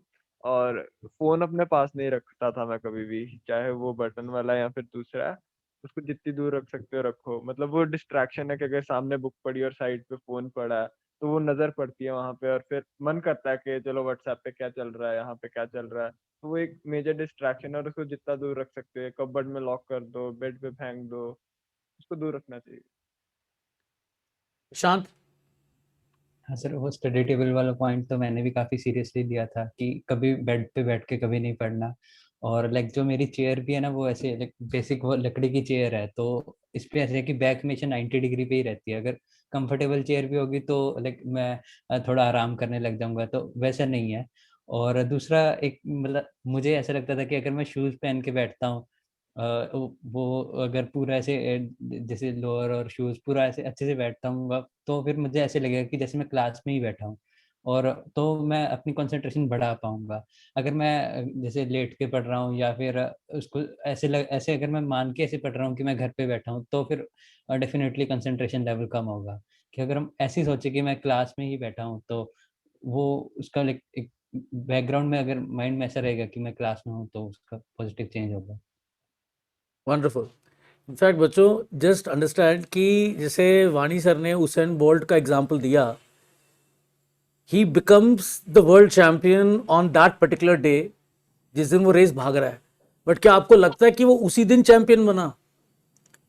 वो चैंपियन बना वो 4 साल के हर एक मोमेंट पे, क्योंकि उसने 4 साल के हर एक मोमेंट पे ऐसे स्टेप्स लिए जहां उसके माइंड ने कहा यार इसकी क्या जरूरत है, और उसने कहा नहीं ये मैंने करना ही करना है। तो ये मोमेंट्स होते हैं वो जो इंपॉर्टेंट डिसीजन के मोमेंट्स होते हैं। मन कहेगा उठ के चले जाए, मन कहेगा चलो सो जाए, मन कहेगा चलो एक घूम आते हैं, और मन आपको ऐसे ऐसे लॉजिक देगा कि आप सोच नहीं सकते। मतलब अगर आपने पीएचडी कर रखी है तो आपके माइंड ने डबल पीएचडी कर रखी है, ये मान के चलिए। वो इतने बढ़िया बढ़िया लॉजिक देगा, अरे यार देख अभी नींद तो आ ही रही है, तो इससे अच्छा सो ही जा, सो जा, 1 घंटा फ्रेश हो जाएगा, उसके बाद अच्छी तरह समझ में आएगा। इतने बढ़िया बढ़िया लॉजिक देगा। लेकिन द फैक्ट इज कि आप उन मोमेंट्स पे क्या डिसीजन लेते हैं। Do you succumb to what your mind tells you, और do you dictate the terms and your mind follows it? वो डिपेंड करता है सिर्फ आप पे। तो वो हर एक मोमेंट पे, जैसे उसने कहा कि भाई I sit in a chair जिसमें चेयर में भी कंफर्ट नहीं मिलेगा मेरे को, चेयर भी वो स्ट्रेट है, मैं शूज पहन के बैठता हूं क्योंकि शूज पहन के मुझे लगता है मैं क्लास में हूं। ये छोटी छोटी बातें हैं। आपको लगेगा सर क्या मैं कल शूज पहन लूंगा तो मेरे नंबर आ जाएंगे? नहीं, लेकिन ये छोटे छोटे चीजें ऐड करते करते करते वर्ल्ड चैंपियन बनते हो आप। हर जगह पे जहां पे आपका मन कुछ और कहेगा लेकिन आपको करना कुछ और है, उस समय पे जो आप डिसीजन लेंगे वो डिफाइन करेगा कि आपने आगे जाके बनना क्या है। वाणी सर। बिरला सर, हमने आज के सेशन को ऐसे डिजाइन किया था कि काफी क्वेश्चंस तो हम लोगों ने हमारे अनुभव से उसमें ऐड किए थे, और हमने बच्चों से क्वेश्चन भी इनवाइट किए थे। तो हमारे ऑलमोस्ट क्वेश्चन तो कवर हो गए हैं इसके अंदर, लेकिन 5 ऐसे छोटे छोटे क्वेश्चन है बिल्कुल पर्टिनेंट जो मैंने आइडेंटिफाई किया। मैं एक एक क्वेश्चन आप पांचों से पूछ लेता हूँ जल्दी से। सबसे पहला क्वेश्चन प्रशांत आपसे है कि नोट्स बनाने की क्या इंपॉर्टेंस है? आजकल क्या है सर, पीडीएफ ग्रुप पे डाल देते हैं तो दैट्स ऑल, उसी को पढ़ लो ना पढ़ो। तो नोट्स की क्या इंपॉर्टेंस है, ब्रीफ में बताओ आप। सर लाइक मैंने जैसे पहले कहा कि मुझे लिख के ही याद रहती थी चीज़ें, तो कोई भी नोट्स है मेनली जैसे केमिस्ट्री में है तो मैं अगर उसको लिखूंगा नहीं तो वो मेरे दिमाग में उसका एक लिंक नहीं बनेगा। जब मैं उसको लिखूंगा तो एक चैप्टर का फ्लो बन जाएगा कि इस टॉपिक के बाद ये टॉपिक आता है, उसके बाद ये आता है। तो लास्ट में उसको रिवाइज करके अपने नोट्स को ऐसे इतना रिवाइज कर लेते थे कि मुझे ऐसे याद हो जाता था कि इस टॉपिक के बाद ये इस पेज पे है और ये टॉपिक इस पेज पे है। तो एक लिंक बन जाएगा कि चीज़ें कैसे कनेक्टेड हैं। तो अगर वो माइंड में वो क्लियर है कि कौन सा चैप्टर कैसे कनेक्टेड है एक दूसरे से, तो वो जितना माइंड क्लियर रहेगा तो उतना फिर पेपर में भी अच्छा होगा। और आप जब नोट्स को बनाएंगे बच्चों, तो आपको नोट्स के अंदर कौन सा पोर्शन इंपॉर्टेंट है कौन सा नहीं वो भी करोगे हाईलाइट, तो आपको रिवीजन में भी हेल्प करेगा। वो लाइन कोई सी भी हो, ऑफलाइन या ऑनलाइन, नोट्स आपके सबसे बेस्ट फ्रेंड है। तनिष आपसे एक क्वेश्चन है, एक बच्चे ने बड़ा इंटरेस्टिंग क्वेश्चन पूछा है। उसने कहा है कि जब मैं डाउट पूछूंगा तो पहले मैं कितनी बार एफर्ट डाल दूं तब मान लूं कि मैं डाउट अब मेरा पूछने लायक हो गया है। डाउट्स पूछने के लिए कभी हेजिटेट नहीं करना है, चाहे लाइक काफी सिली सा डाउट है या फिर काफी पुराने टॉपिक का डाउट है चाहे, तो फिर उसके लिए हेजिटेट नहीं करना है, उसको पूछ लेना है। बिकॉज एंड ये भी हो सकता है कि जो आपका डाउट है वो बाकियों को भी है बट बाकी लोग भी हेजिटेट कर रहे हैं, तो फिर आपको नहीं करना है, आपने पूछ लेना है वो डाउट हमेशा। लाइक जब भी डाउट है उसी टाइम पे क्लियर कर लो, वो बेस्ट रहता है। वरना वो एंड तक रहता है एंड फिर एंड में जाके या तो आप भूल जाते हो उस डाउट को एंड वो एग्जाम में आ गया, फिर आपके लिए काफी हार्मफुल रहेगा। बिल्कुल, तो इसे डाउट जरूर क्लियर करें, लेकिन पूरा अपना उसमें अटेम्प्ट दे दें। जब आप कन्विंस हो जाए कि आपके पूरे बेस्ट एफर्ट आ चुके हैं, अब आपसे वो नहीं हो रहा है, तब उसको आप डाउट में कन्वर्ट करके सर से पूछ ले। कार्तिक आपसे एक छोटा सा क्वेश्चन ये है कि आप जब मेंस का पेपर करते थे और एडवांस का करते थे तो आपकी अप्रोच में क्या फर्क होता था? मेंस में मैं ज्यादा टाइम कॉन्शियस रहता था कि किसी क्वेश्चन पे ज्यादा टाइम नहीं लगाना, और मेंस में जैसे फिजिक्स केमिस्ट्री मैथ्स के सेक्शंस हैं उनको हैंडल किया। जैसे केमिस्ट्री और उसमें मेंस में जो मैथ्स के क्वेश्चंस होते हैं वो थोड़े इतने लेंथी नहीं होते हैं, नंबर ऑफ क्वेश्चन ज्यादा होते हैं बट कंपैरेटिवली इजियर साइड रहते हैं, तो उनको काफी फोकस है क्योंकि नंबर ऑफ क्वेश्चन ज्यादा हैं। तो कभी कभी ऐसा होता है कि हम जल्दी जल्दी क्वेश्चन के बीच में स्विच कर रहे हैं तो हम छोटी छोटी माइन्यूट डिटेल्स को ओवरलुक कर देते हैं। तो फोकस मेंस में ऐसे था कि अगर पेपर इजी भी है तो फोकस लूज नहीं करना कि हाँ अगर इजीली जा रहा है तो उसमें ध्यान से देखना है क्वेश्चन को तभी। और एडवांस में भी ऑलमोस्ट सेम स्ट्रैटेजी रहती थी मेरी कि मैं फिजिक्स केमिस्ट्री फिजिक्स मैथ्स करता था, सेम स्ट्रैटेजी रहती थी मेरी। बिरला सर, इसे जुड़ा हुआ एक क्वेश्चन आपसे है कि कुछ बच्चों का एक कंसर्न आया है कि सर हमारे नंबर या तो मेंस वाले में ज्यादा आते हैं या एडवांस वाले में ज्यादा आते हैं, मतलब ऐसा नहीं हो पा रहा है कि हम मेंस में भी परफॉर्म करें और एडवांस में भी परफॉर्म करें, तो कहाँ आपके हिसाब से ग्लिच इसमें हो सकता है सर? सर बहुत कॉमन प्रॉब्लम है ये सब बच्चों के साथ। बट अगर एक चीज आप नोटिस करें, प्रशांत अभी यहाँ पर है, कार्तिक है, तनिष है, या और भी जगह आप देखें तो इन सब बच्चों ने हर जगह अच्छा करा है respective of the pattern of the exam, चाहे वो केवीपीवाई हो, एनटीएससी हो, ओलंपियाड्स हो, जेई मेन हो, जेई एडवांस हो। हाँ, थोड़ा बहुत आपका जो अप्रोच है वो एग्जाम के हिसाब से चेंज होना चाहिए। जैसे कि अभी कार्तिक ने बोला कि जेई मेन है तो वहाँ पे थोड़ा सा टाइम ज्यादा मैटर करता है, थोड़ी सी स्पीड मैटर करती है, क्योंकि कम टाइम में हमको ज्यादा क्वेश्चंस करने हैं। एडवांस की बात करेंगे तो वहाँ पे डेप्थ ज्यादा है, वहाँ पूरा पेपर करें कोई जरूरी नहीं है, मगर जितना करें वो ज्यादा अच्छे से करें और सही तरीके से करें। तो it is like preparing in one exam for a test match, और एक दूसरा है आपका 2020 वाला। एक जगह आपकी स्पीड और एक्यूरेसी ज्यादा मैटर करती है, एक जगह आपकी टेक्निक और आपका क्लास ज्यादा मैटर करता है। मगर जो अच्छे प्लेयर्स होते हैं, जो वर्ल्ड क्लास प्लेयर्स होते हैं, जिन्हें बोलते हैं लीजेंड्स, वो तो हर जगह सक्सेसफुल होते हैं। तो आपको हर तरह से अपने आपको तैयार रखना है। पेपर टफ आए, पेपर इजी है, पेपर मॉडरेट हो, आपका देखा हुआ क्वेश्चन हो, आपका अनदेखा हुआ क्वेश्चन हो, आउट ऑफ सिलेबस है, मान के चलिए अगर कोई क्वेश्चन आपसे नहीं हो रहा है तो इतना विश्वास रखिए कि फिर वो इंडिया में बहुत सारे लोगों से नहीं हो रहा है। आपको घबराना नहीं है, पैनिक नहीं होना है। तो मैं तो आपसे कहूंगा, irrespective of pattern of exam, irrespective of the nature of the exam, concept वही है, सब्जेक्ट वही है, तो आपको इसमें अच्छा परफॉर्म आना ही चाहिए। और फिर भी अगर आपको कोई दिक्कत आ रही है कि आप किसी एक पर्टिकुलर पैटर्न में नहीं कर पा रहे हैं, सो इमिडिएटली अपने टीचर्स के टच में आइए, क्योंकि उन्होंने आपको 2 साल 3 साल पढ़ाया है, वो आपको इन और आउट जानते हैं, वो समझते हैं कि क्या आपकी वीकनेस है और क्या आपकी स्ट्रेंथ है। तो उनके साथ इसका एनालिसिस करिए, they will certainly guide you, और उससे आपको इम्प्रूवमेंट जरूर मिलेगा। Right sir, thank you sir. Kalyan sir, ये लास्ट क्वेश्चन बच्चों का जो है वो आपसे पूछ रहा हूँ मैं। हाँ जी और सर। इस बच्चे ने क्वेश्चन ये लिख के पूछा है कि सर ऐसा होता है मेरे साथ में कि मैं जब एग्जाम देने जा रहा होता हूँ, एग्जाम में मान लो एक क्वेश्चन मुझसे नहीं हुआ और फिर लगातार 2 क्वेश्चन नहीं हुए, तो मेरी आंखों के सामने अंधेरा आ गया, एंग्जाइटी आ गई, टेंशन आ गया, प्रेशर आ गया, और अब आगे का पूरा सारा पेपर कोलैप्स हो गया। तो क्या आप गुरु मंत्र देंगे कि मतलब अगर 1-2 क्वेश्चन मुश्किल भी है तो कोई दिक्कत नहीं है? देखिए सर, इसको बच्चों इसमें करना क्या, आप अपने आप से एक सवाल पूछो कि अगर मान लीजिए 75 क्वेश्चंस हैं और उसमें से आपको 60 क्वेश्चंस आते हैं, यानी कि 75 में से 15 नहीं आते, 60 आते हैं, तो आपको क्या लगता है कि ये अच्छा है या बेकार है? मेरे हिसाब से अगर आपको 75 में से 60 क्वेश्चंस आते हैं तो बहुत बढ़िया है।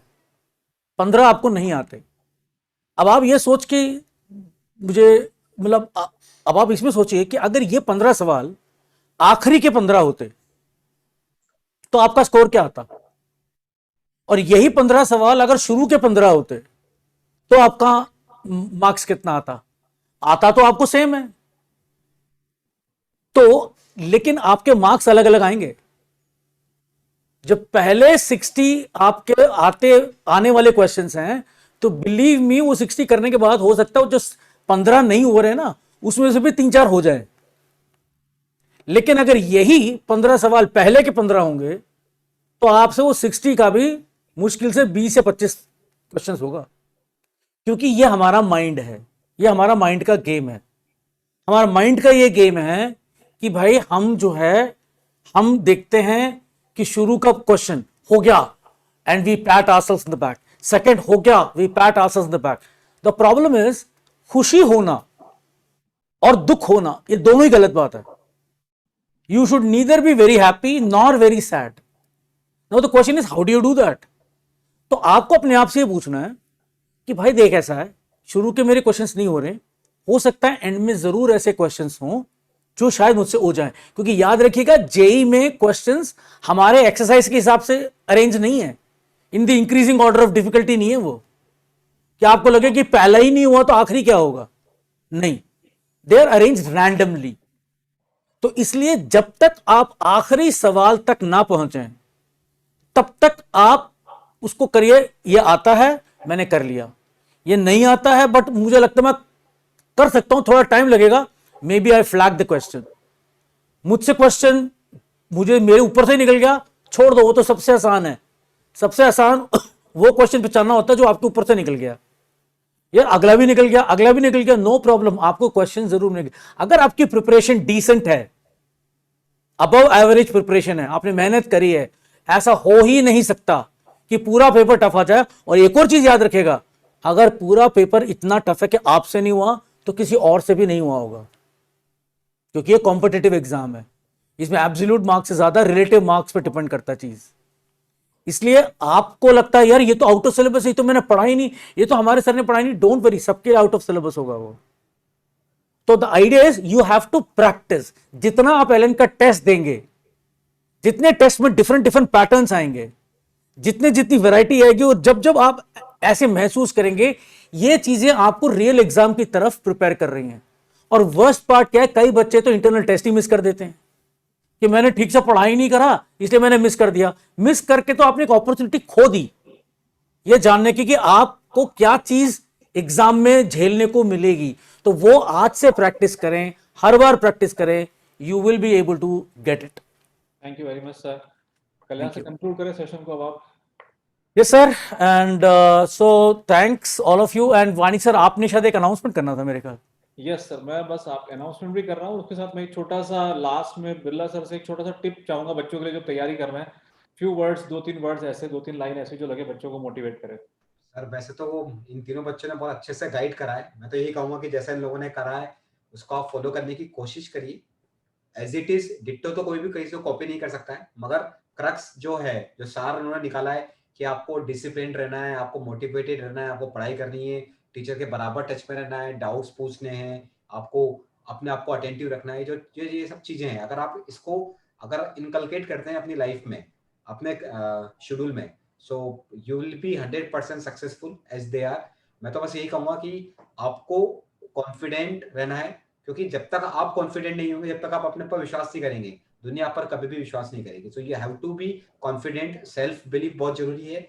Second, you need to be consistent, वो बहुत इंपॉर्टेंट है। कभी तो हम बहुत ज्यादा पढ़ लें, कभी हम बिल्कुल भी नहीं पढ़े, ऐसा कभी भी नहीं चलता है। इसलिए तो consistency is also very much required. And third, we need to be very careful in the sense of हमें अपनी हेल्थ का भी ध्यान रखना है, और एग्जाम में भी हमको केयरफुल रहना है। किस तरह का पैटर्न आता है, क्या हमारे इंस्ट्रक्शंस आते हैं, कहाँ पर मार्किंग नेगेटिव है, कहाँ पर पार्शियल मार्किंग है, और हमें कभी भी ओवर कॉन्फिडेंस में नहीं आना है कि तो मेरा करा हुआ क्वेश्चन है, देखा हुआ क्वेश्चन है। तो मैं तो सिर्फ यही कहूंगा, you need to be confident, you need to be consistent, and you need to be careful always, so that you will not fail at any moment. आप हमेशा अच्छा करेंगे। Wish you all a very very best of luck. अपने parents की बात मानिए, अपने teachers की बात मानिए, आपको जिंदगी में कभी कोई दिक्कत नहीं आएगी। ये दो लोग हमेशा ऐसे हैं जो कि किसी भी कंडीशन में आपका हमेशा अच्छा ही चाहेंगे, कभी भी आपका बुरा नहीं चाहेंगे, आपके पेरेंट्स और आपके टीचर्स। सो हमेशा उनको फॉलो करिए। Wish you all a best of luck. Thank you very much sir, आपने आपके टाइम में से जो आपका बहुमूल्य समय निकाल कर बच्चों को मोटिवेट किया, तो चंडीगढ़ टीम और पूरा इन सारे बच्चे पूरे आपके थैंकफुल हैं, और काफी बढ़िया इनको मोटिवेट किया सर आपने। और तीनों बच्चे, प्रशांत, कार्तिक और तनेश, इन बच्चों ने भी काफी अपना शेड्यूल इनका ऐसे है क्योंकि IIT में पहुंच गए वहां पर, तो इन्होंने भी अपना टाइम दिया। बच्चों मैं भी लास्ट में जैसे बिरला सर ने आपको गाइड किया, तो मैं आपको बहुत ही ब्रीफ में 3 पॉइंट बताऊंगा, बिल्कुल 3 लाइन में। पहला तो आप जो भी क्वेश्चन घर में कर रहे हैं वो टाइम बाउंड जरूर करें। दूसरा, आप मिस्टेक रजिस्टर जरूर बना लें ताकि आपकी गलती आपको सामने दिखती रहे। और तीसरा, जब आपका रिजल्ट ऊपर नीचे आएगा कभी, उससे आप चिंता न करें, घबराए ना, क्योंकि अगर जीतने की जिद है तो ठोकरें गिरा नहीं सकती, इसको जरूर ध्यान रखें। तो हमारे इन तीनों बच्चों ने जो आज हमें यहाँ पर आके गाइड किया, हमारे बच्चों को मोटिवेट किया, उनकी हौसला अफजाई की, तो जितने पार्टिसिपेंट्स यहाँ पर सुन रहे हैं उन सबकी तरफ से इनको हमने एक टोकन ऑफ लव, जो अमेजन के गिफ्ट वाउचर्स है, वो इनके मेल बॉक्स में ऑलरेडी पहुंच चुके हैं।